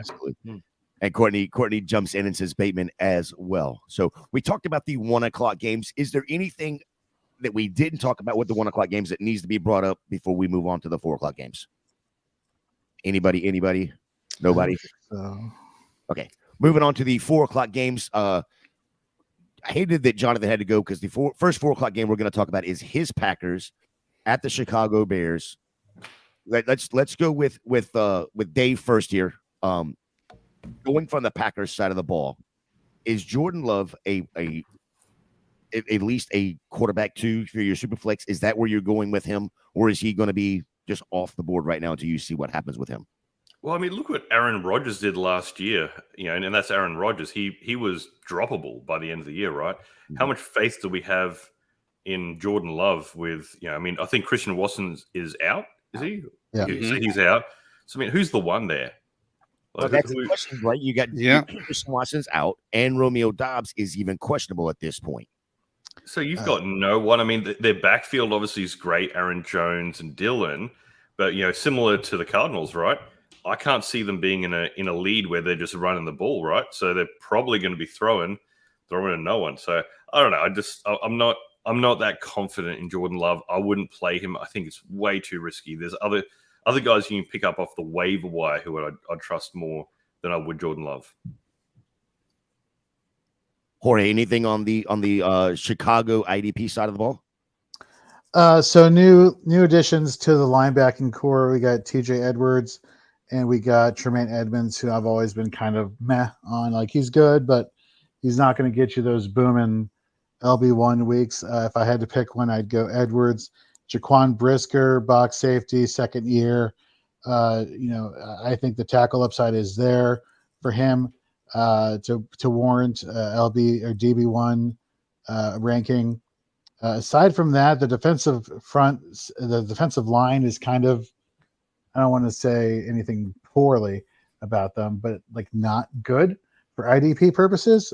So those would be the players, Edwards, Brisker, then Edmonds, in that order. Chris, Mike Bauer put in here Jaden Reed and Luke Musgrave. I'm assuming that this is like he's saying these are guys that would be starting because of the Romeo Doubs and Watson questionables and out, of course. Is that Jaden Reed and Luke Musgrave? Are those players that you're looking at the Green Bay side of the ball going, yes, I'm starting those guys, knowing that Watson is out? Yes, I am looking at those guys.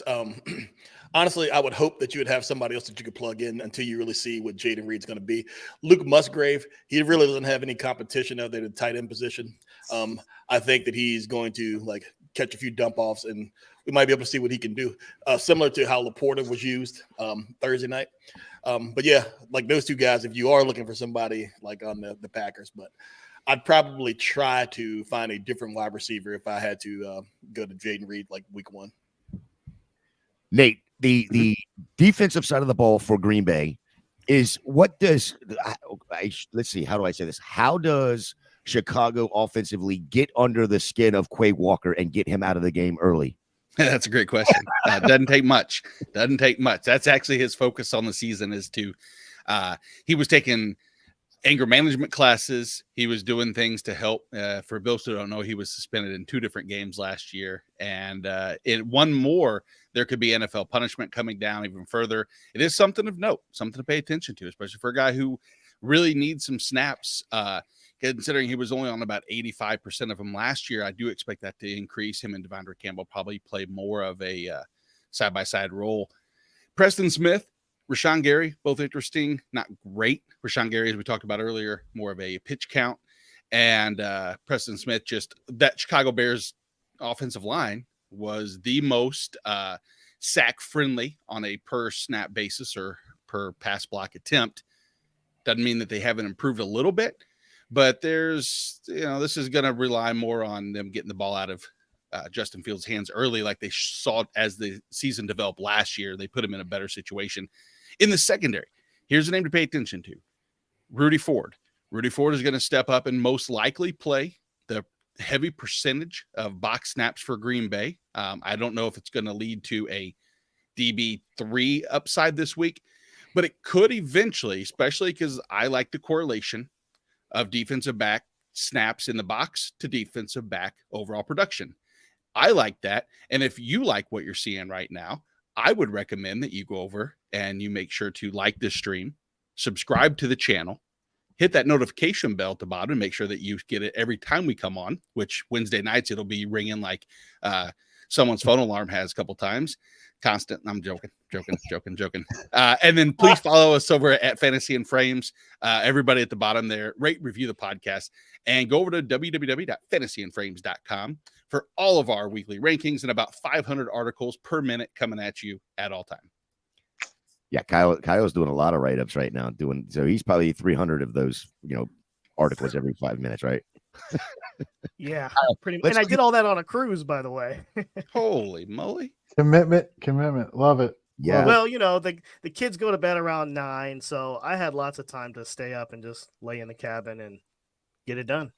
Not to mention, just to piggyback off of all the awesome things you guys are saying, a lot of our content we also put in video form, in picture form. So for pictures, go to videos and pictures, go to our IG, go to our TikTok, go to our Facebook account. Like however you like digesting content, we're making it for you in that way. So a lot of things we can bring to you here from Fantasy and Frames. Or only frames is what it's going to be from now on, if I'm not mistaken, correct? Oh my God. Can you imagine if that actually really took off? Like the only fantasy football account on only, anyhow, whatever. I digress. Okay, we're not putting pictures on that or video. Does it come with feet pics or something? Or are we going to be on pictures? Feet Finder as well? Yeah. What's your fancy, Dave? Oh, good Lord. Off the rails yet again. Kyle, real quick, the Chicago Bears, you're, of course, starting Justin Fields. You're, of course, starting DJ Moore. Are you starting Are you starting DJ Moore? Oh, yeah. Really? Oh, yeah. Dave, do we want to go down the DJ Moore rabbit hole, my friend? Let's open up that can of worms. Open that, yeah. Go back 2 seasons, the Robbie Anderson, DJ Moore bit between the two. Hindsight 2020, that was a terrible take that Robbie Anderson was going to do better. But it was so bad he had to change his name, Dave. So bad he had to go and physically change his name. I think one of the overhyped. Sorry to cut you off. I was going to say, I think Justin Fields has had so much hype this season. I think he's the one that I'm worried is going to be an absolute bust. I mean, what did they finish their record with? 3-13 or something last year? 3-14? I mean, I don't know, man. Like they really got to step it up. I understand he had a decent end of season, but geez, Justin Fields been overhyped like big time this year. So, DJ Moore, is he a good receiver? Yeah, but I mean, what did he do last year in Carolina? Was it that impressive? He had a couple of good games. There was that one game against the Falcons, which was a bit of a shootout. Other than that, he was subpar. He was getting 50 yards, a touchdown every few games, if that. It was a down season for DJ Moore last year, but that down season was 888 yards, which to me, as a down season, it's not that bad. Close to 1,000, and he had 5 of those in Carolina. Yeah, with the makeshift quarterback that they had. I mean, well, where was he? He was a back end wide receiver too, right? Yeah. And the thing that's always been, for fantasy purposes, DJ Moore's Achilles heel, if you will, has been the touchdown upside. But the yardage, like you said, Kyle, the 1,000-yard seasons have been there. For PPR leagues and half PPR, I think the yardage will be there, especially yards after catch. But you look at the targets on that Bears offense, targets or target, what exactly is going on in Chicago, in terms of the weapons that Justin Fields really has in the passing game. Yeah, and that's kind of where I was going with it. You got, DJ Moore, you got Mooney coming back. I mean, Robert Tunyon's out for the day. Is questionable. Not that makes a huge, dent in anybody else's production, but Kmet, are you looking at Kmet at all? I mean, that's tight, or that's touchdown, reliant, I guess. But is Kmet somebody that you're even entertaining this start? And if so, who would you start him? Who would you start him over? Let's see. He is, and you're right. You said it exactly spot on. It was touchdown dependent. Because if you look at the last, weeks when Justin Fields was on his top 5 kick, a lot of that was touchdown dependent to Cole Kmet as well. I mean, Cole Kmet's value was tied to that because of the touchdown. I admit my tight end 16. So, and that's with Andrew still being Not completely out of my lineup yet, out of my rankings. So, I mean, the names we touched on earlier, I would start Likely over him. I would start Tyler Higbee over him. I would start Dalton Schultz over him. Laporte I would have. Here's an interesting one. Cole Kmet or Greg Dulcich. Well, the news coming out of Denver was they're going to use Dulcich more in that Joker role. Yeah. Is the opportunity going to be there for Dulcich? And I think at this point you're coin flipping with those. And that's where I have Matt basically is right around there. And it's heads it sucks, tails it blows. Yeah, I'm definitely the lowest, I guess, on Kmet here. I have him as my 24. Let me tell you, I have Disley, Ertz, Gesicki, Fant below him. I have holy shit. Yeah. I have Cole Turner. Cole Turner, who I think is going to be a breakout star at tight end for Washington, ranked ahead of Kmet. I'm not in on Logan Thomas this year. Cole Turner, I think, is going to fit in well in Washington. That's how little faith I have in Cole Kmet. Wow. Well, I'm glad you brought up Dulcich because that is the next game that we're going to be talking about with the Raiders and the Broncos. Looking at the out for the Raiders is Brandon Frayson, Chandler Jones, and questionable is DeAndre Carter, which that doesn't mean much.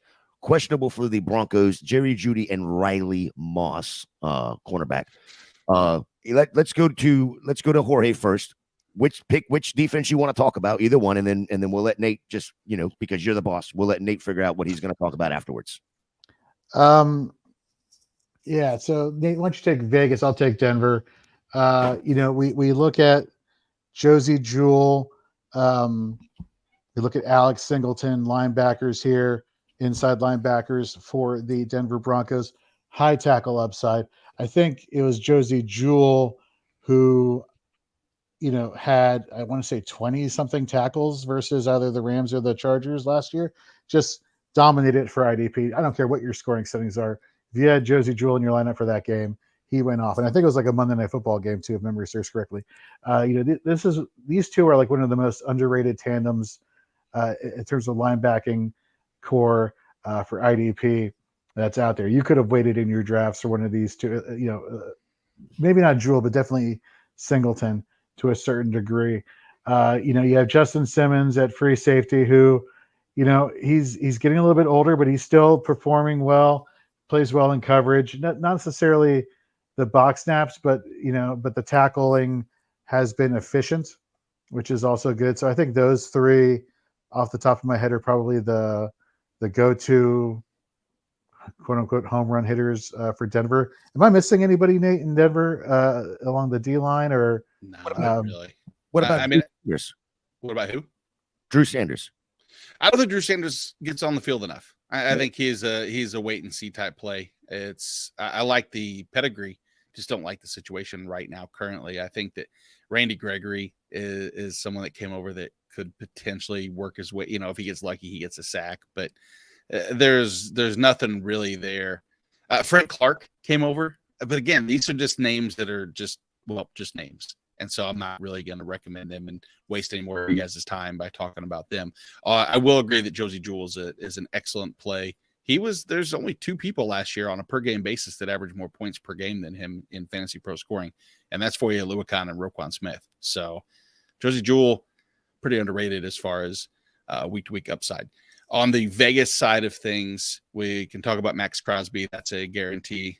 Chandler Jones is going through some personal issues right now, which opens the door for someone like Tyree Wilson to see the field a little bit more. High draft capital, high motor, hyper athletic.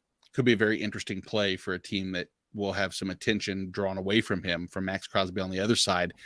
Linebackers are made up of Devon Diablo and Robert Spillane. Devon Diablo is probably the more entertaining, popular name, but Robert Spillane is most likely, from what I've seen, all indicators point that he's going to wear the green dot. Green dot is the play caller on defense, essentially, which means he most likely will be on the field. Both those linebackers on the field at one time. Probably takes some of the value away from each one of them. Secondary wise, there's not, there's no safety to me that really, really jumps out that I am highly, really involved in or invested in. But there is a name in Nate Hobbs He's a cornerback, slot corner more so than anything. If you play in a league that has a quarterback necessary play, Nate Hobbs is excellent. The guy, he's among the league leaders in like pass rush snaps from a cornerback, run play tackling. He's a really good football player. So if you get a chance when you watch this game, see how Nate Hobbs plays. I think you'll be impressed, even if you're not an IDP player. Chris B's got a question for us. Going to the Breece Hall, Javonte Williams, are either one of them worth a start, or is it bench and see for both, or one or the other? If you have the luxury to wait and see, I mean, I wouldn't argue with anybody for that. But if you've drafted them, they're probably drafted them in a spot where you need to play them. With Breece Hall, I think that he is going to get in there and he's going to see some action. And yeah, Dalvin Cook is going to eat into that a little bit.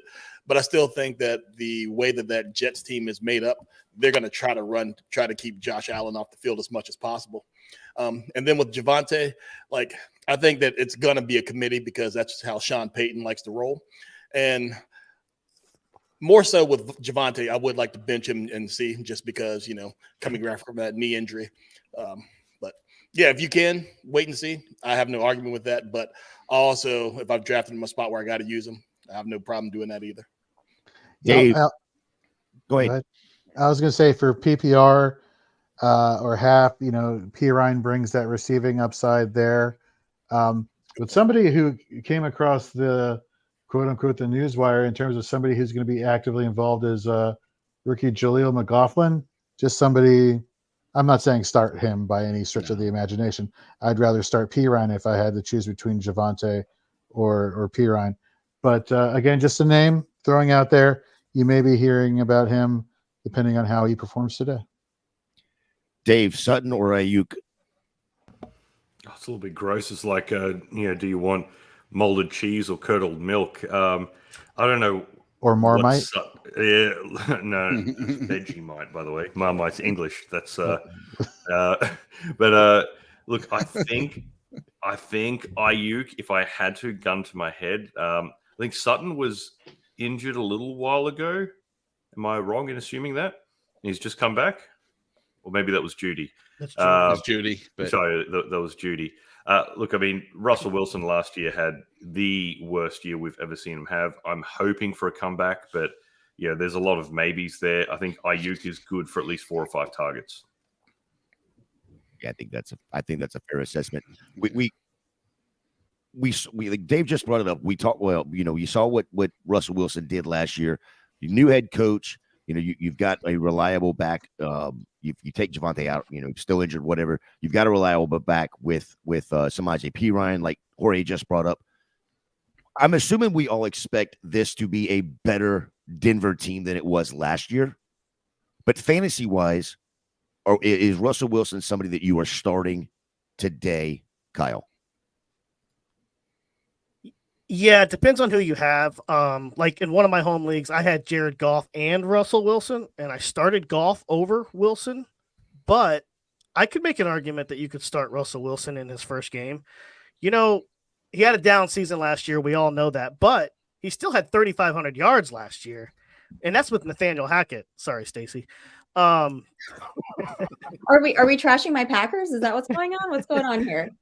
No, you just popped up, and I figured it was fitting as I was talking about Nathaniel Hackett. But now with Sean Payton, yeah, I think Russ is going to cook again this year. So depending on who you have, I think you could feel comfortable starting Russell Wilson against the Raiders, where they weren't very good last year in the secondary. Yeah, I think better. Fair assessment. What was that? Stacy, you picked the perfect game to come in on the show on Welcome to the Show. Look at that. My timing is amazing. Hey guys, what's going on? Hi, Stace. What's up, Mike Bauer? Yep, Mike Bauer has been in the chat all day long. I think he's been waiting for this moment right here. So to say Stacy's in the house. Stacy, welcome to the show. Host of the Dynasty 365 show on Wednesday nights, 8 o'clock. How are you? I'm great. I'm so great. I just got back from Vegas last night, did my last draft of the year, and so I'm so excited, guys. It's football season. It's here. It's finally here. We made it. Yeah, it is definitely football season. Anything else to add with the Raiders Broncos games, Stacey? That's kind of where we're at. We're talking about the Raiders, the Broncos. Anything you want to add to this game? No. So yeah, I mean, one of my questions, right, that, because you guys know how much I love Marvin Mims, right? So like, are we starting Marvin Mims? Do we know? I have him in a few leagues and I've had to kind of make that decision. Like, do I go ahead and throw him out there with the questions with Judy? Have we got any more updates on Judy? I know that he was like questionable the last time I looked at my phone. He was trending to out. I don't know yet. Okay. All right. Yeah, just keeping up with those updates just to make sure. But I've started him in a couple places, and a couple places I'm kind of benching him just because I've got some better options.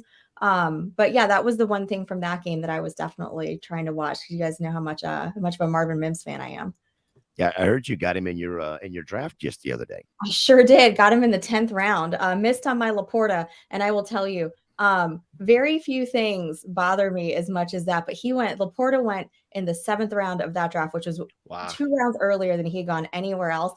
And when I tell you I was ready to flip a table, I was ready to flip a table right then. Was Dan Campbell in that? No, he was not. He was not. He was off biting kneecaps elsewhere.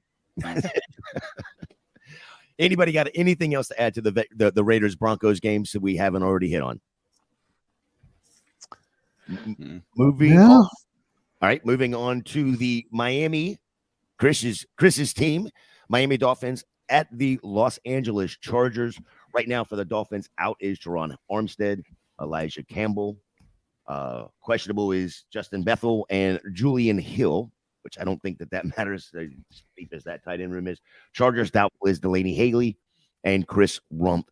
Let's start with the Chargers, Jorge. Defensive side of the ball, IDP guys.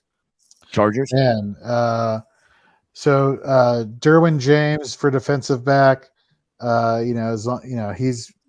I think last year was his first year playing a full 16. Don't quote me on that one, or 17 rather.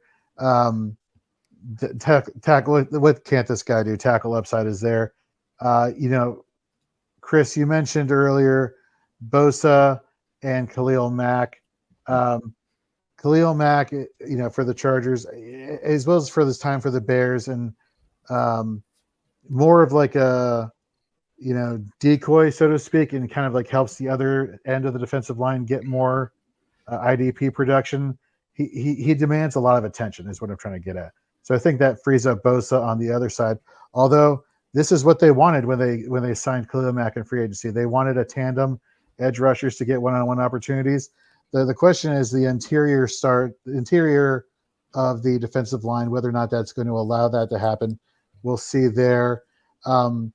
Eric Hendricks went over from Minnesota to the Chargers. Again, I said earlier, not too high on Eric Hendricks. So it really, it's kind of like wait and see for these defensive ends for the Chargers, but definitely Derwin James. Kenneth Murray is on his way out. Who's the rookie? Diane Henley. He's out. Well, there we go. So that tells you, for me, my thoughts for IDP for the Chargers. Yep. Nate, you want to give us the IDP side for the Dolphins?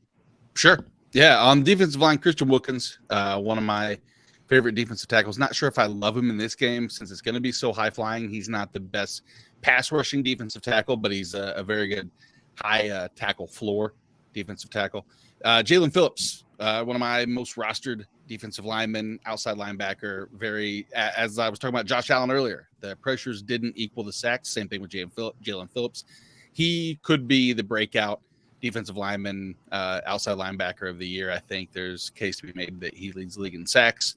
At linebacker, Jerome Baker is just a guy, as far as I'm concerned at this point anymore. I know he's going to play 95% of the snaps, if not more, but he's kind of a boring play. I don't see a ton of upside with him. David Long, I like a lot more than Jerome Baker, but I think he gets misplaced on dime formations, which they're probably going to run a ton against the Chargers. I like David Long for the going forward, maybe not as much this week as I did early on. And in the secondary, you have Javon Holland, Brandon Jones. Both of those two are defensive backs that kind of have upside. Brandon Jones more. Javon Holland's a better player. Brandon Jones has a better situation, and I'd say that's about it. That's about it for that defense. I think it's going to be offense on both sides of the ball. The Chargers side, I think, you guys make good points that offensive line being weak for the Dolphins could lead to some fantasy relevance, but maybe not so much or as much from the Miami side.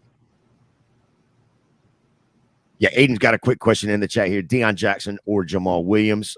Stacey, I've got a bad feeling I know exactly who you're picking on this one, but go ahead and let the people know why it is not Deion Jackson. I have been running through all my lineups where I've got Jamal Williams or Swag Daddy, as is his proper name, guys.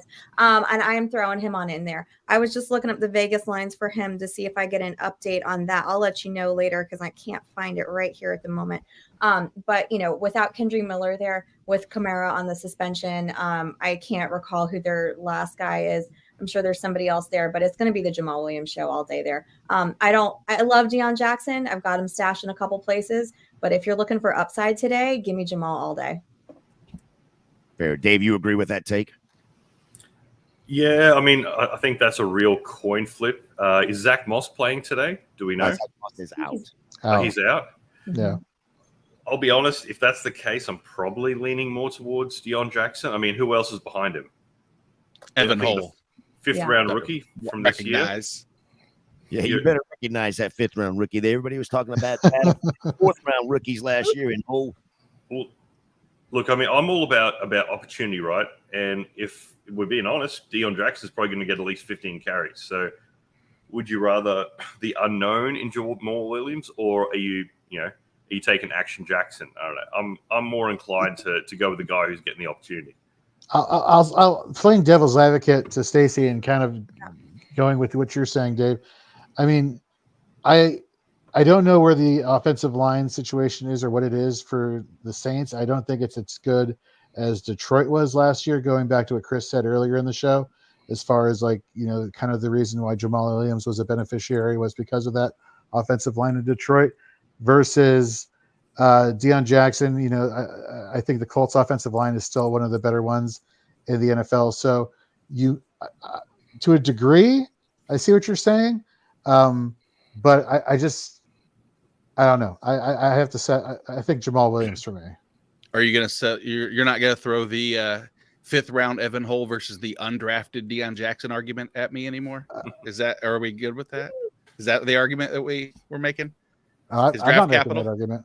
No, we collectively fantasy. I see what you're saying. Gotcha. I know it's going to take about 3 or 4 weeks for Evan Hull to be anything, and by that point, Jonathan Taylor will probably come back and ruin all my Evan Hull hopes and dreams, caviar dreams. I need him back on the field ASAP. I need him back on the field. Chris, I will come to you in just a minute.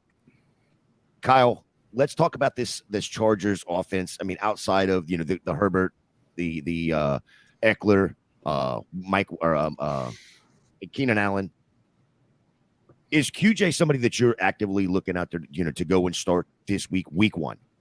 Not yet. No, I want to see what he can do first. I don't feel comfortable starting him right now. Even Jordan Addison, like all these rookies, I just kind of want to let's see what they got before I put them out there week 1. Okay, that's fair. Everett, tight end. Yes, I do like Gerald Everett. Okay. With it being the 2nd highest total at 50.5, I see a shootout here at SoFi. Everett was tight end 9 last year in targets with 82, in a matchup where we're going to see some fireworks. I want every piece I can get to this offense. That's fair. For this game, even Miami, on the Miami side. I like this. This is a great DFS game too. If you like DFS, you can stack this game, and I really like it. Shit. Did you say SoFi, like Beetlejuice 3 times, and all of a sudden Drew appears? Yeah. Yeah, right. Great. All right, Chris, give us your Miami Dolphins love. Go ahead, it's your time to shine. The mic is yours. All right, I think just like it was just said, it's the 2nd highest total on the slate today, and I think it's going to be a shootout. I really think that both of these offenses have tremendous firepower, and I think we're going to get a show. With the Dolphins, like Tua, we know that last year when they played the Chargers, it was the worst game you've seen him, not just as a professional, worst game you ever seen Tua play. And Mike McDaniels flat out got out coached by Staley. I mean, that's what it was. I think that he's making adjustments this year coming into this game. And I really feel that the biggest issue with Miami is going to be that weak offensive line. So with the bookends of Mack and Bosa coming on the sides, there's going to be quick hitters, draws, and everything. So they got to get the ball out quickly, and that's something that Tua has been working on. And then when he does get the ball out, those weapons are crazy. They have so much speed. You got Tyreek Hill, like everybody knows he can do. Jalen Waddle, like he is just a stud also. So I'm just excited to see what's going to happen. Like I'm kind of scary about like if we're down in distance that they're going to get after it and the line's not going to be able to protect, because that interior offensive line for Miami is very, very poor. Like I said, Liam Eichenberg is starting, and that guy is slightly better than me at guard in the NFL right now. So, but other than that, I really think because of it, I think it's just going to be like high flying. I think we're going to see a lot of points. I think it's going to be a great game. Everybody wants to compare the Tua and Herbert, saying that Miami messed up not taking Herbert, even though Herbert really hasn't accomplished anything either. But that's my homerism speaking, I guess. But I can't wait for this game. It's going to be great.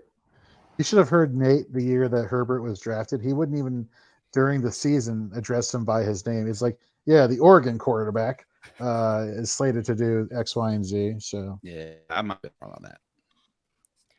I'm excited about this. The Chargers, to be honest. I mean, bringing down my inner Lindsay Lohan and going Herbie fully loaded, right? I think he's a great DFS play. I've got Herbert to win MVP, and I actually threw $300 on the Chargers to win the Super Bowl. This team is just absolutely built for a Super Bowl run. If they don't do it this year, I don't know when they're going to do it. But yeah, I think we're probably going to see 60, 70 points at least combined out of this Miami and Chargers game. Well, Dave, 70 points, 60 to 70. Yep. Hell yeah. Take the over. So going to that, and I'll come right to you, Drew, here in just a minute. Welcome in, by the way. You brought up the points, and Mike Bauer right here. Savon Ahmed seems like a solid flex play. Is that something that you would agree with, being like you just said, the points are going to be there? Is he going to get the opportunity? Oh, you talking to me, sorry? Yes. Oh, I don't know. I don't know if I'm that confident in it, but that's a tough one. I think it's going to get spread around a lot, to be honest. I don't think there's going to be any one guy that's going to go on. But I mean, to your point, we're talking about Quentin Johnson, right? He's literally the third receiver on that team, and we're saying, do you play him? I mean, how many teams are you talking about the third receiver saying, is he a possibility? So I think it's going to get spread around a lot. Austin Eckler's going to see it. Keenan, Mike. I mean, it's going to be a mixed bag. Well, let's welcome in Drew. Drew 3MR Morning. On Twitter. 1/3 of the Fourth and Frames crew Wednesday nights at 9:00. How are you doing, sir? It's football Sunday, man. I'm doing wonderful. It felt like I had trouble sleeping last night. It felt like Christmas Eve. Like I had that Christmas Eve feeling from whenever I was a kid, except this is like the adult Christmas Eve, I guess. Yeah, I'm envisioning you waking up or coming out of that light sleep, running to the TV, turning it on, making sure it is Sunday morning and there's countdown on or something. And like, okay, yes, I wasn't just dreaming. It is football Sunday. Yeah, I woke up, took out the puppy, and hung out, watched a little bit of TV for like 45 minutes, and then it was time for the Fantasy and Frames pregame show. So that's been on my TV all morning since then. So yeah, it's been a great morning so far. Well, we still have Mike Bauer in the chat.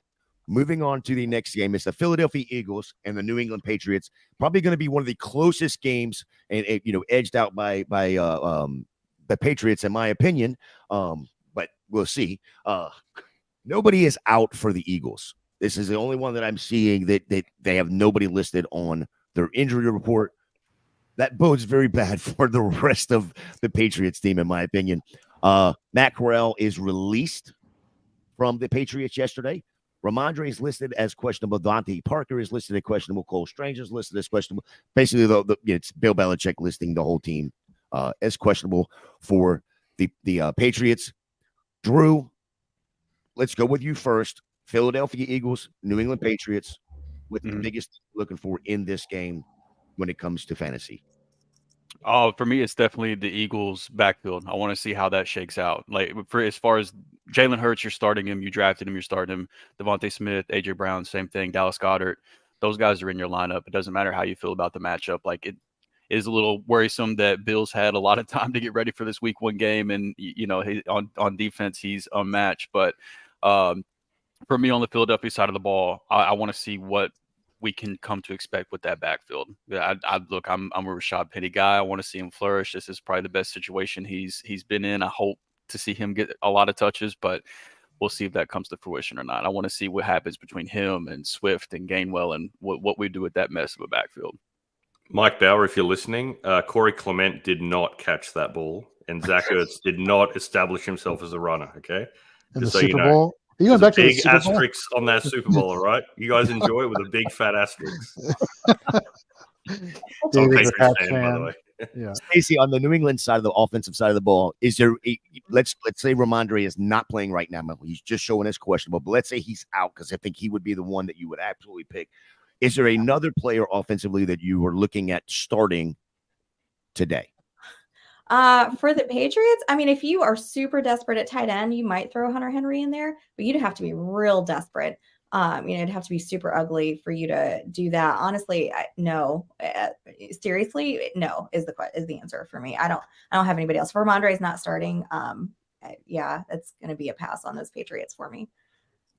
We're not playing Zeke? Come on, man. Zeke. No, I'm not playing Zeke. I've got better running backs than that. Come on now. Hoping for one touchdown. Zeke he's probably your running back 3, right?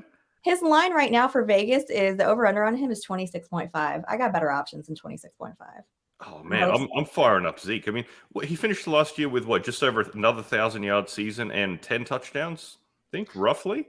And everyone's completely out on him. Do we think that New England is good enough to get the ball down there? Because I think that's where his value is going to be a touchdown vulture, right? Mm-hmm. Yeah, look, he's going to be in the red zone for sure, but I mean, don't discount him for between the tackles as well. I mean, I understand it was Zeke of old, but he was one of the best pass catching backs out there. I think Belichick's going to start to. Oh, geez, Mike, I'm not buying it. I don't know. I think he's actually going to be used more of a pass catching back than he was in Dallas. Last year I think they wanted to see what they had in Tony Pollard. Obviously now he's the number 1, so they just had Zeke as the north-south runner. I think we're going to see Zeke being used in a more versatile way. I mean, Belichick's never had really a true number 1 back, so I think him and Ramondre are going to see even splits if Ramondre plays. I mean, is he officially in? Or I think he's expected to play. Yeah, I do think. Yeah, bubble guts. I think Ramondre is a true number 1 back, and he also has reception upside. Yeah, I think Zeke is just more of a, like Belichick said, let's take the load off, every once in a while so he doesn't get run into the ground. And it's like, okay, we'll put Zeke in there. He was pretty close to the ground anyhow. I do like the take of the reception upside, because I believe there was a stat that came out that Zeke was one of the top running backs in targets or receptions or yards per reception, something along those lines last year. But if Ramondre plays, I'm not. Zeke is nowhere near my starting roster. All right, well let's go to the IDP side of it, Jorge. I'll let you take the Eagles since there's a lot more there. You would think there'd be a lot more there, but in fact, there's a lot more confusion there. Hassan Reddick, defensive line. Depending on where you play, we like to talk about players down Sleeper because it is the most popular fantasy football app out there. He's dual eligible linebacker, defensive lineman. So he's probably somebody along the defensive line I'm most confident in. Josh Sweat is more of like a very deep play. DL4, maybe DL3 upside. The linebacking situation is the one that we should really be paying attention to. Nakobe Dean, out of Georgia last year, didn't play that much, but is locked up the middle linebacker role. And traditionally, the middle linebacker for the Philadelphia Eagles has shown to have a lot of fantasy value. Enter Zach Cunningham, who has been playing, for years. High tackle volume, whether it was his time in Houston, whether it was his short stint in Tennessee. He shows up in August or late July to Philadelphia's camp, and he basically usurps Nicholas Morrow as the LB2 on the team. And here's the thing. You can get Zach Cunningham. You could have gotten him late in your drafts. You could maybe be able to find him on your league's waiver wire, depending on how shallow your IDP league is. Here's the thing. Nakobe Dean, we're placing a lot of faith on the fact that he played so well at Georgia that he's given the opportunity to be the middle linebacking run stuffer for the Eagles.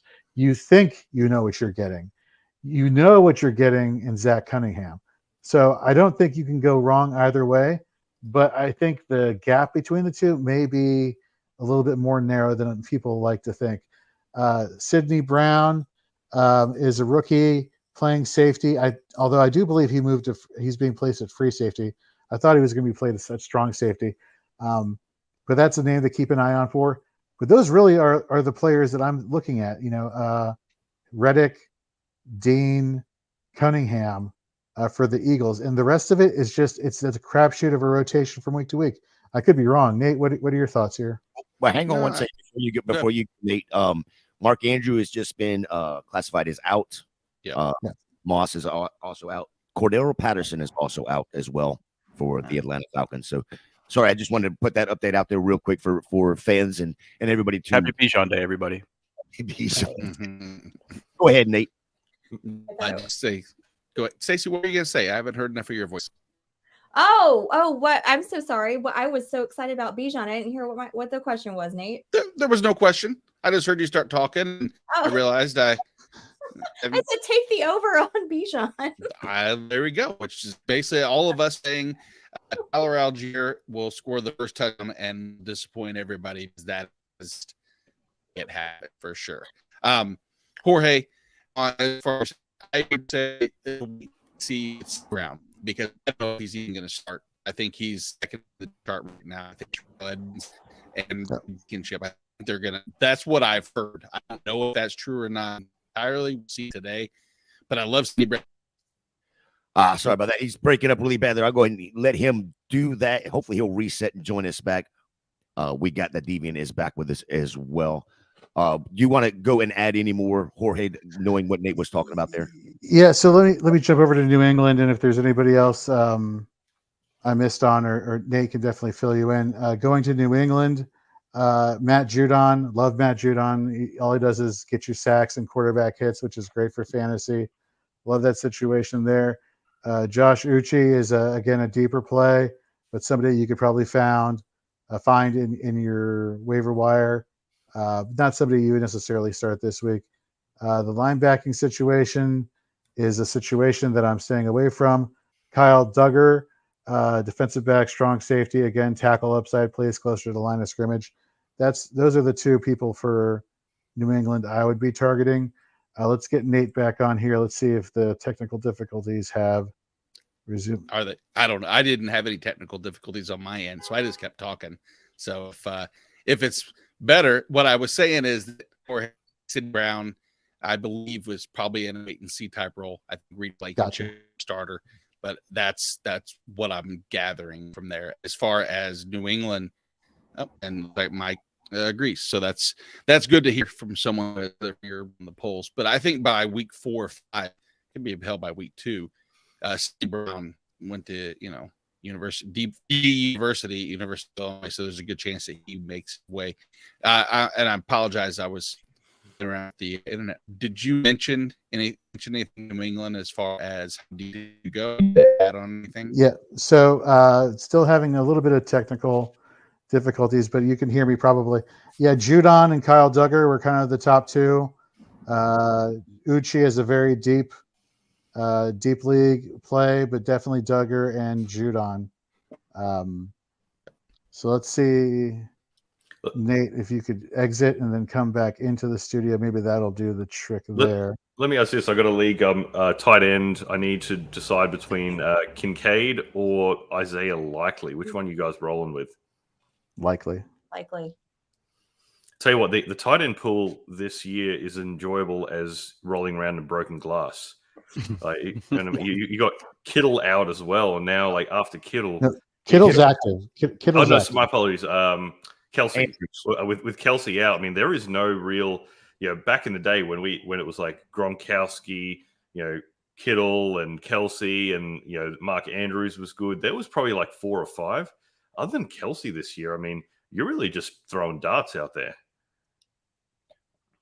Got a couple questions in the chat I want to get to. We got about just 20 minutes, 25 minutes or so before we got to get out of here to get our lineup set. We got a few more games I want to get to as well. So let's get to these questions real quick. Watson or Richardson to start? I'm assuming this is a single quarterback league, and that's why you would have this choice. Chris, Watson or Richardson? For me today, I'm going to go with, I hate it. I really hate it, but I'm going to go with Watson over the rookie today. Just week one, the jitters. I just want to see what he does. And I think Watson, however poorly we saw him last time on the field, I'm more confident in him to play today. Real quick, Zach, Kyle. Oh, same. Deshaun Watson. You drafted him for a reason. Right. He's had a full year to rest and get a few Swedish massages. So I think we're going to see a different Watson this year. Yeah. Stacey, is it Pitts or Higbee for you starting? Oh, with Cooper Kupp being out, I'm probably going to go Higbee, and only because I don't trust Arthur Smith, right? I think we all know, just like Bill Belichick, he hates your fantasy team. So I love Kyle Pitts, love his talent. I think he's probably more talented than Higbee is. But with Cooper Kupp being out, I'm going to go Higbee. I think he's going to get the share of what's left over from Cooper Kupp there. I mean, you can talk about Van Jefferson and Puka and maybe some of those guys, but I'm definitely going to go Higbee over Pitts, unfortunately. Oh. Drew, Dameon Pierce, or Connor? Let me see. If somebody else wants to answer while I get my running backs pulled I'd go up, Dameon Pierce. I trust that Pierce. offense better. Yeah. Yeah, absolutely. All right, so that's good to go there. And that's the way I have it as well. All right. Welcome back in, Nate. You look a little bit better with a clear screen in front of you now, so thank you for doing that. Anything else you wanted to add with the Patriots defense? Nope, all good. All right, moving on to the last game, the last 4:00 game of the day, the Rams at the Seattle Seahawks. Right now, looks like Cooper Kupp, Hunter Long, Stetson Bennett are out, and Jamal Adams, Kenny McIntosh are both out for the Seahawks. Let's try to go through them pretty quickly here. So let's go with Drew first. Let's talk about your Rams. Anything outside of Cam Akers that you're starting on the Rams? Akers and Higbee. That's about it. I don't want to have to be in a spot where I have to throw a dart at a wide receiver. If you are that desperate, I think Van Jefferson is the one dart throw to make. But I don't want to start anybody outside of Akers or Higbee. Let's be honest. You shouldn't be that desperate week one. Week one. There are some deep leagues where it is absolutely a reality for some people with injuries, unfortunately. Stacey, anybody on the Seahawks what player on the Seahawks are you starting? Well, I mean, right now, right? Are you talking about other than your main guy? Yes, you're starting DK. You're starting Lockett. You're probably starting Geno. Oh yeah. Are you starting Zach Charbonnet? Your guy. I am starting Charbonnet in certain leagues. I think even with Walker there, I think that's a run first offense. And I think he's going to get some use, especially in the passing game as well. He's got some value there. He could be a flex spot. I don't know necessarily about RB2 unless you are super desperate in a deeper league. And then in that case, throw him on in there. But yeah, probably a flex spot there, for Charbonnet. And just shout out to my poor Kenny McIntosh ending up on the IL for the first part of the season. That broke my heart there. I'm a huge Kenny McIntosh fan coming out of the draft this year. But anyway, Charbonnet is my guy. Yeah. All right, to Michael's point real quick, definitely keep an eye on Puka Nacua. He's the one that kind of best profiles to play the Cooper Kupp role. I wouldn't want to start him this week, but just pay attention to the usage. The dude's good. He's a good receiver. So just watch how the Rams use him today. Mm-hmm. What a cool name, Puka Nacua. Yeah, he is on the. If he would be in the starting lineup of a coolest names league, if that was a thing. But honestly, extra points. You're honestly not starting him today. No, I wouldn't start him today. Just with the day 3 rookie, first game. It looks like he does have a path to playing time, and the Rams do like him. But I wouldn't want to start him week 1. But definitely keep an eye on him. See what his usage looks like, his route participation, things like that. Pay attention to that today. Very fair. Nate, let's get to the IDP side of the ball here. Go ahead. Mm-hmm. Yeah, you're starting. Most likely, you're starting Aaron Donald. Probably nobody else across that defensive line. Michael Hope is a name that last year had some week in, week out relevance, but not much. Ernest Jones is the linebacker to start. I would say should see a heavy workload. Should be borderline high end LB2. Christian Roseboom is the other linebacker that if you start in a super deep league and you want to look at snaps, let's follow along his snap share this week. And at the secondary, I can't make too many recommendations. John Johnson III is there, who might see some box snaps. Jordan Fuller, it's gross. I mean, the Rams offense and defense don't leave many options for IDP or for fantasy in general. Well, then send it over to Jorge. Mm-hmm. The Seahawks. Does the Seahawks defense have players that you're definitely starting? Yeah. So in a deeper league, I like Uchenna Nwosu. Was very productive last year in the pressures and sack department as a defensive lineman. We talked about Julian Love a little bit earlier. The real question here is, Bobby Wagner at linebacker is going to get his. I think everybody has him in the top 12, if not top 10 of their rankings. The question is, Jordan Brooks coming out of coming off of an ACL injury towards the end of last year.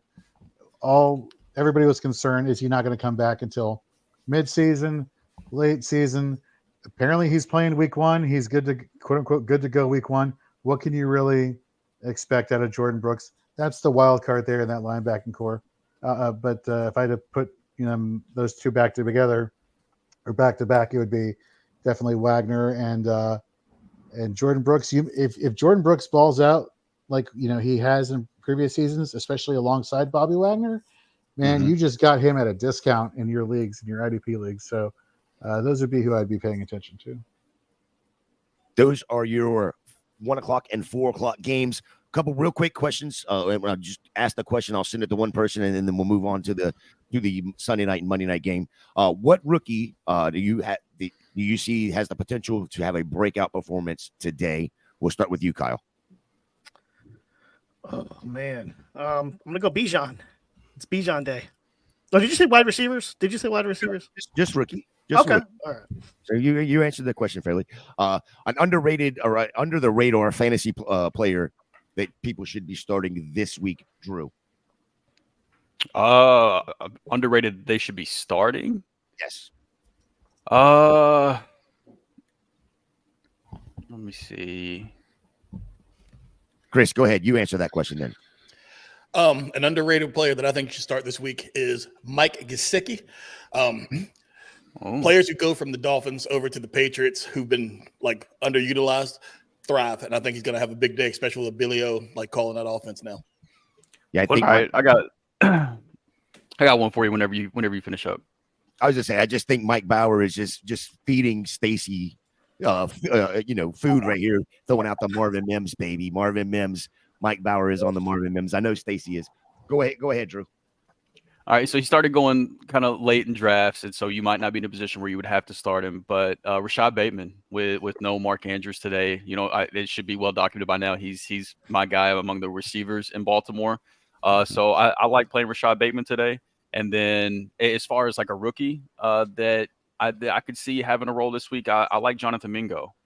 In Carolina, I don't think it's very clear who the receiver one's going to be. They spent decent draft capital on him. Adam Thielen, I think he's going to play, but he's a little banged up. So I would just pay attention to see what his route participation and things look like today. I think he could. I think by halfway through the year, Jonathan Mingo is going to be the receiver to own on that team. One guy I'm saying probably I wouldn't play him, but I would stash him is Deuce Vaughn. I don't think Tony Pollard is a good north-south runner. I think they're going to try and I think it's a little bit of a changing of the guards, if you will, where Deuce Vaughn is now going to take the Tony Pollard role of 2022.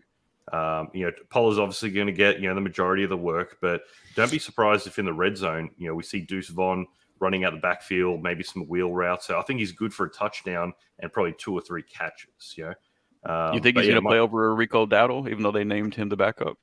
I do. I think he's more elusive. I mean, if you go back to his college tape, he's just such a great pass catching back. In PPR leagues, I think Deuce Vaughn is worth a stash at the very least. Not saying go and play him this week, but maybe just sit on him, and he might be a good waiver wire hit next week.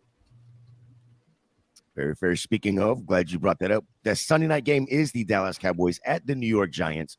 Probably the biggest name that I'm seeing on the injury report is, of course, Wan'Dale Robinson is doubtful, but Darren Waller is questionable in this game. I believe this is what they brought him over for is 4 games like this where to get Daniel Jones a little bit more comfortable in the passing game.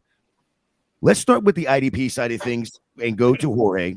I'll let you pick whichever team you want, but which team has the better IDP starters for the Sunday night game? Starters. Wow. As my wife is like walking right behind me, I'll roll with Dallas, knowing that I'm a Commanders fan. Micah Parsons, is one of the top, not just defensive lineman eligible, but IDPs out there, just because he does have tackle upside, although he is moving more to playing at the edge role. DeMarcus Lawrence, still has value as a streaming option later on in the season. You go to the linebacking core. I was really high on Demarion Overshown. He tore his ACL, I believe, during one of the preseason games versus the Seahawks. But you have, Nate's guy, Damone Clark, taking over that role. You have Leighton Vander Esch, who Corey wrote in our Under the Radar IDP article over at fantasyandframes.com. He has tackle upside as long as he's healthy. Donovan Wilson today at safety, who they signed in free agency. Or not in free agency, but they gave him a new contract extension probably. Jaron Kearse is somebody that I'm pretty high on, filling in for Donovan Wilson. Nate, you brought up Malik Hooker as a potential option, but I think that's pretty much who I'd be focusing on for the Cowboys. Nate, go ahead. And you want to hit the Giants for us? Yeah, I say there's as many.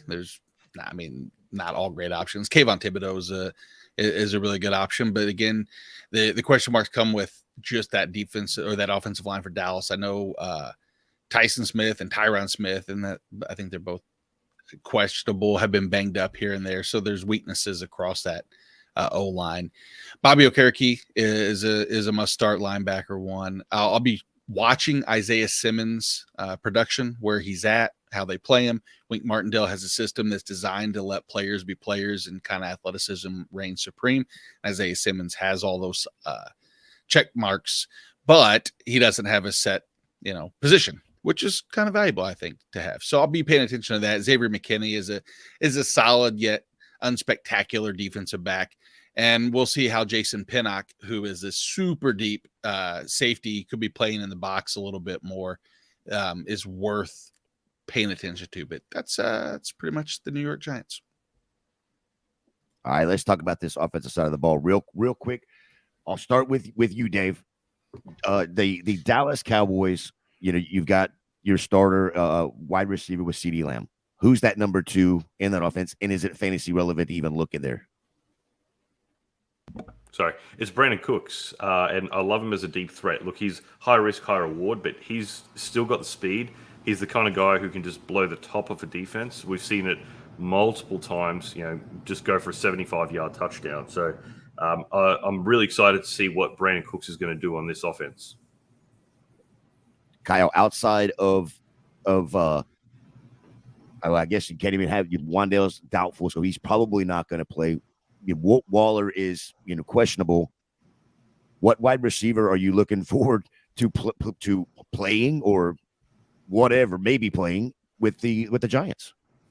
Not many. If I had to, Isaiah Hodgins is the one, but I don't feel too confident in starting anybody on the wide receiver side of the New York Giants if I can help it. There's got to be better options that you have than Hodgins, and Barkley, of course, at running back, but not much. Even Daniel Jones, it's a little shaky start against the Dallas Cowboys, because I went back and looked at the history of this game on FantasyData, and Daniel Jones has only averaged like 14 points a game in this contest dating back the last couple of years. I actually don't hate Isaiah Hodgins as a sneaky wide receiver one that you could have got super late in drafts. Not that he's going to be anything spectacular, but really from like weeks 13 on, he averaged nearly 7 targets a game. Didn't turn them into much. Did have 4 touchdowns out of 5 games, which is an unreliable or an unsticky stat, but it's not sexy by any means. But that they can't, especially with the hamstring issue for Darren Waller early, which would kill me because I'm overweight in Darren Waller shares. But if that hamstring flares up, the ball's got to go somewhere, and it can't just be completely Saquon. And everybody else is 5'2", and not that 5'2" has anything to do with football acumen and or ability, but there is a correlation to maybe seeing above the offensive line someone open. I mean, I'm in a 32 team dynasty, so I have Hodgins in my flex. God. Yeah, 32 teams. I don't feel like that's a compliment you're just giving. No. So in a 32 teamer, I have to start him. So he's in my flex for that game. Well, Yeah, and with the injuries that are on that side of the ball, or questionables on that side of the ball, does that bring Jalen Hyatt into play for you, Stacy? Oh, you'd have to be real desperate again if you're putting Jalen Hyatt in there, unless you are like one of those crazy 32 team leagues. I think that's a coin toss. I mean, it's so hard with the Giants, right? I mean, you just don't know unless it's Waller. That's the guy that I want. But it looks like I was just looking, on at least according to the Twitter machine guys, it looks like Waller's trending to play. So hopefully we don't even have to go there. But with Hyatt there, I think it's just kind of one of those rookie things. I want to see what they do. I want to see how they use him first a little bit, because it kind of makes me a little bit nervous.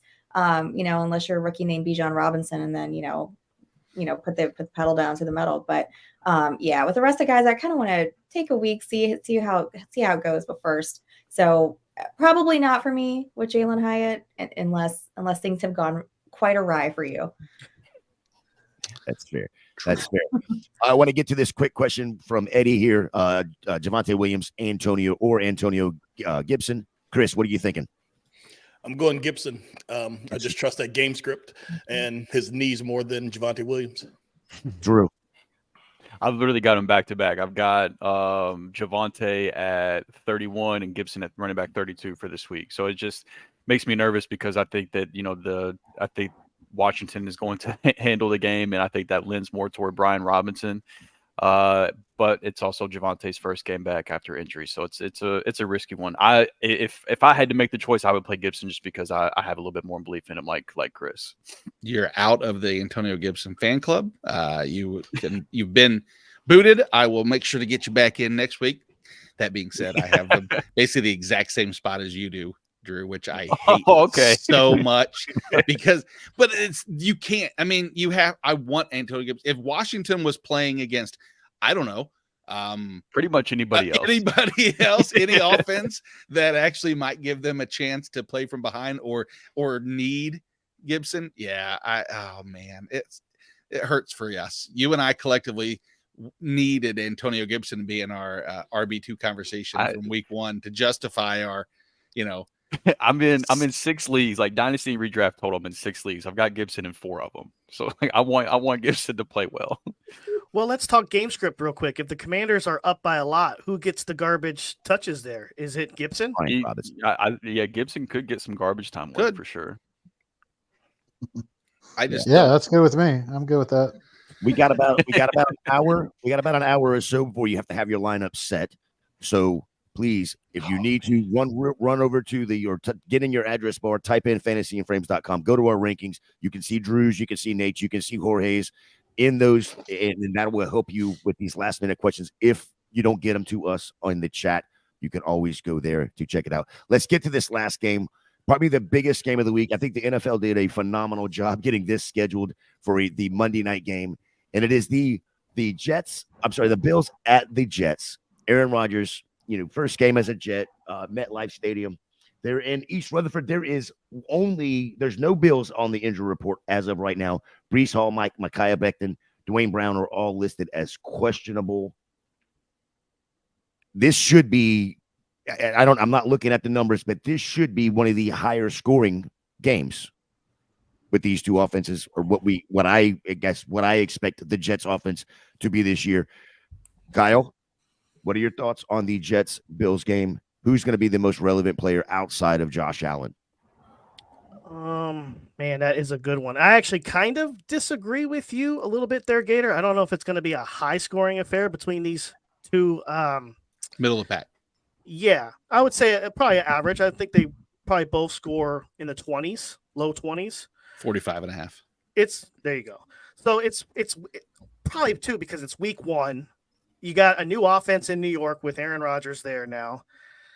I don't know if I would even start Aaron Rodgers this game against Buffalo.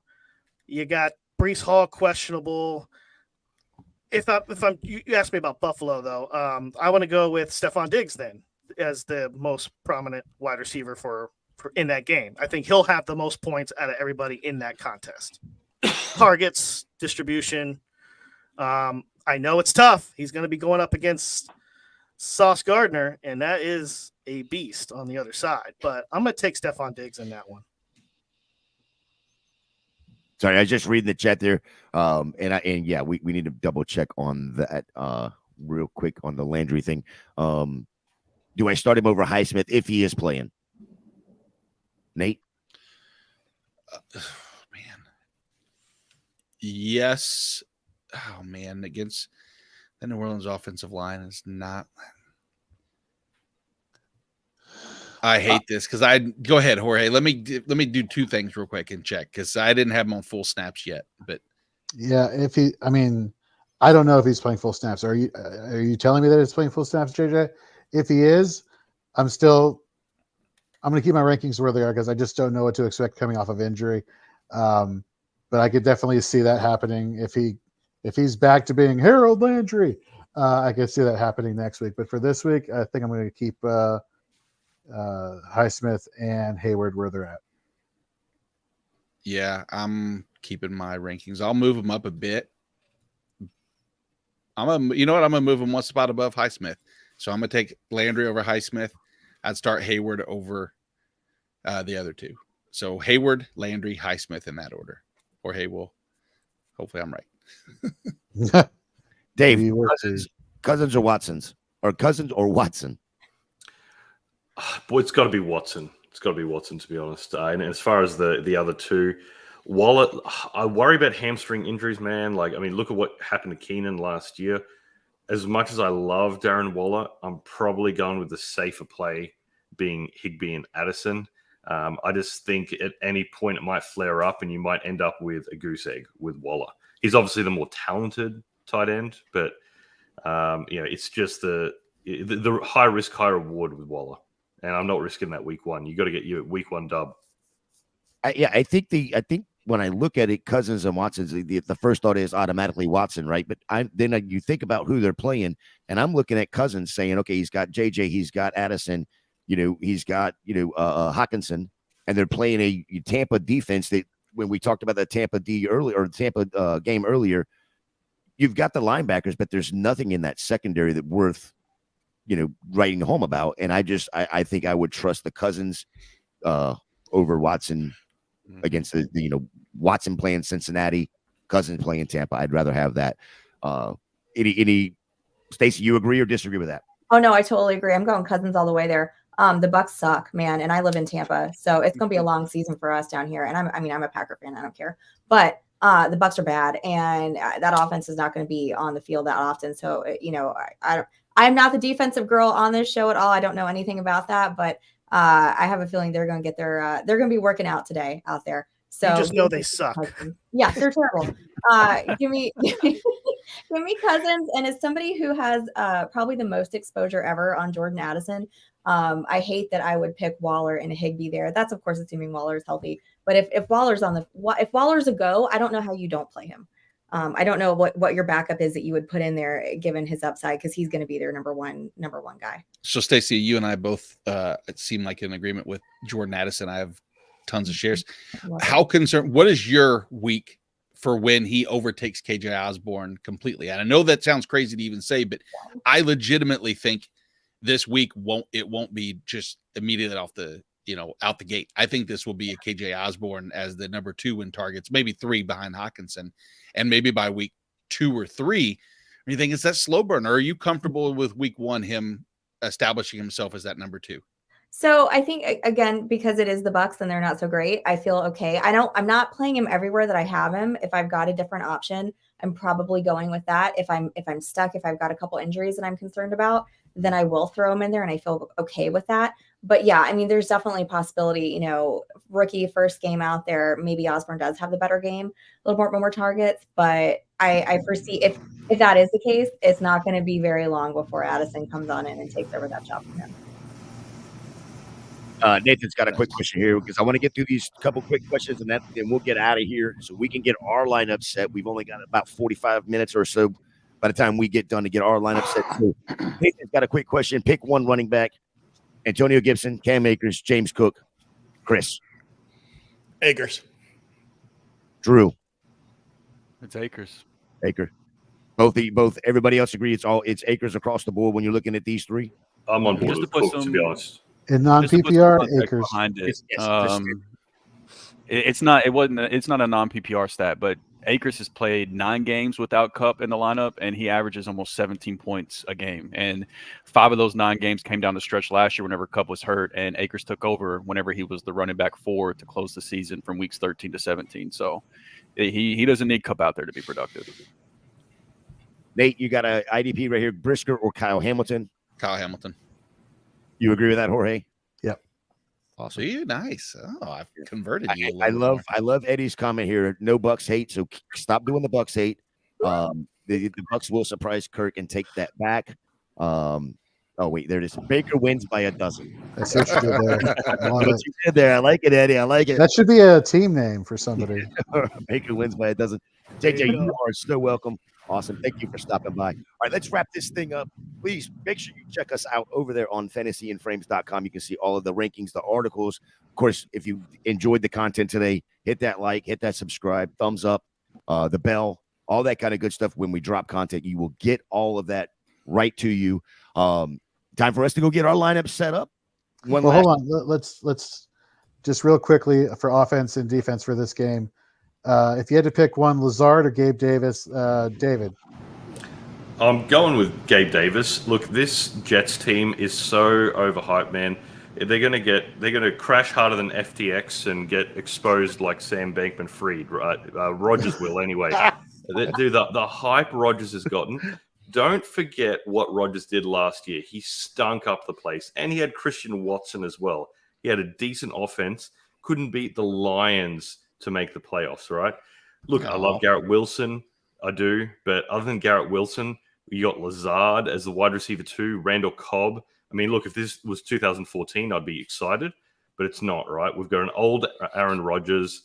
And look, Sauce Gardner's great, but Jets are going to finish last in the AFC East. Absolutely. I want no part of that offense other than Garrett Wilson. Rodgers is going to stink, and the Bills are going to win. If you were right about that, there is going to be a riot from the Meadowlands all the way to Fifth Avenue. Yeah. It's the Hard Knocks effect. People saw him on Hard Knocks and got super excited. That's all it is, man. Like, look, I think Olave had a better season than Garrett Wilson last year. I'm not denying the talent of Garrett Wilson, but yeah, in all honesty, man, there's just some crazy, crazy hype. Well, Rodgers didn't throw an incomplete pass on Hard Knocks until episode 3, so it's fine. Oh my God. IDP real quick. Jets, Quinnen Williams, defensive line, CJ Mosley, Quincy Williams in a deeper league. Secondary, Tony Adams? Tony Adams, box safety.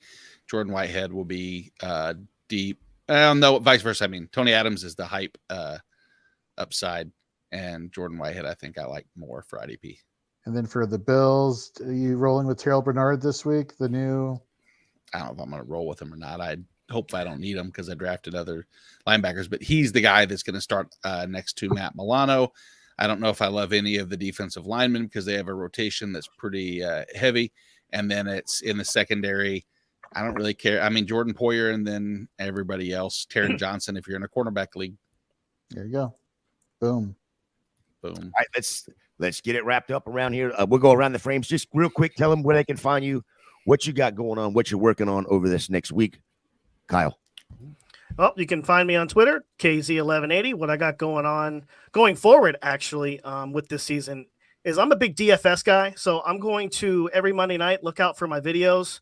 I'm going to post some DFS videos on Monday Night Football. So if you're a DFS fan, follow me and we'll see what we can make. Stacy. Yeah. All right, guys. So you can follow me on Twitter at Stacey_Perez83. Also on Wednesday nights at 8 o'clock for the Dynasty 365 show. We are coming at you all season with some great Dynasty updates on those rookies. And you can find us there. And Eddie doing some breaking news down there in the corner. Rashad Penny, healthy scratch. If you've got him in your lineups, make sure to get him out. Yes. Drew. You can find me crying in my pillow because I don't get to see Rashad Penny today, but I'm also on Twitter at Drew3MR. Hey, I like DeAndre Swift too, so I still have reason to be excited, I guess. But yeah, I will be crying on the internet and hearing about an hour whenever everything I thought that was going to happen goes completely sideways. Nice. Chris. You can find me on Twitter or X now at Dynasty Deviant. And I'm also with Stacy on Wednesdays, Dynasty 365. So come check us out. And also later this week, you can find some advice from me on start sits. Nice. Dave. You can find me on Twitter as well at ConnectGo NFL, but also download the Connect Go app. Making a few changes, but Jorge is one of our analysts on there. So if you want to chat with him one-on-one, download Connect Go and book a time to chat with our good friend Jorge. He's got a lot of time on his hands right now. Hey, go ahead. Follow everybody else. Everybody else is fantastic. If you want to follow me, great, at Nate Markham. Shoot the Gap Wednesday nights, 10 p.m. Eastern, 9 Central. God's time, as Drew will say. And like I said, I can't be more proud of everybody around me right now and everybody at Fantasy and Frames. You guys are amazing. Yeah, we got a great crew, and we have a great core that leads all of us along the way, starting with the man at the top of the chain. Well, he's second in line, of course, because we know who the real boss is. But Jorge, go ahead and tell the people what you got going on. So I'll be doing the IDP waiver wire article this year. You can also find me along with Nate on Shoot the Gap Wednesdays at 10. Don't forget we have Fantasy and Frames Wednesdays starting with Dynasty 365, Fourth and Frames, Shoot the Gap starting 8 p.m. Eastern. We have our waiver wire articles for offense and IDP, our start and sits for offense and IDP. We have our weekly articles where we're looking at trends going on offense and defense. And of course, follow us for all the video content and graphics content we put on social media. And make sure you come back next week for week 2 of the Fantasy and Frames pregame show. Absolutely. You can find me over at Fantasy J on Fantasy J77 on Twitter, but more importantly, right here with the Fantasy in Frames crew. All right, let's get out of here. One last thing for you. Remember, fantasy football is a game of strategy, skill, and luck. May your roster shine bright, your instincts be on point, your predictions reign supreme. And until next week, we are out of here.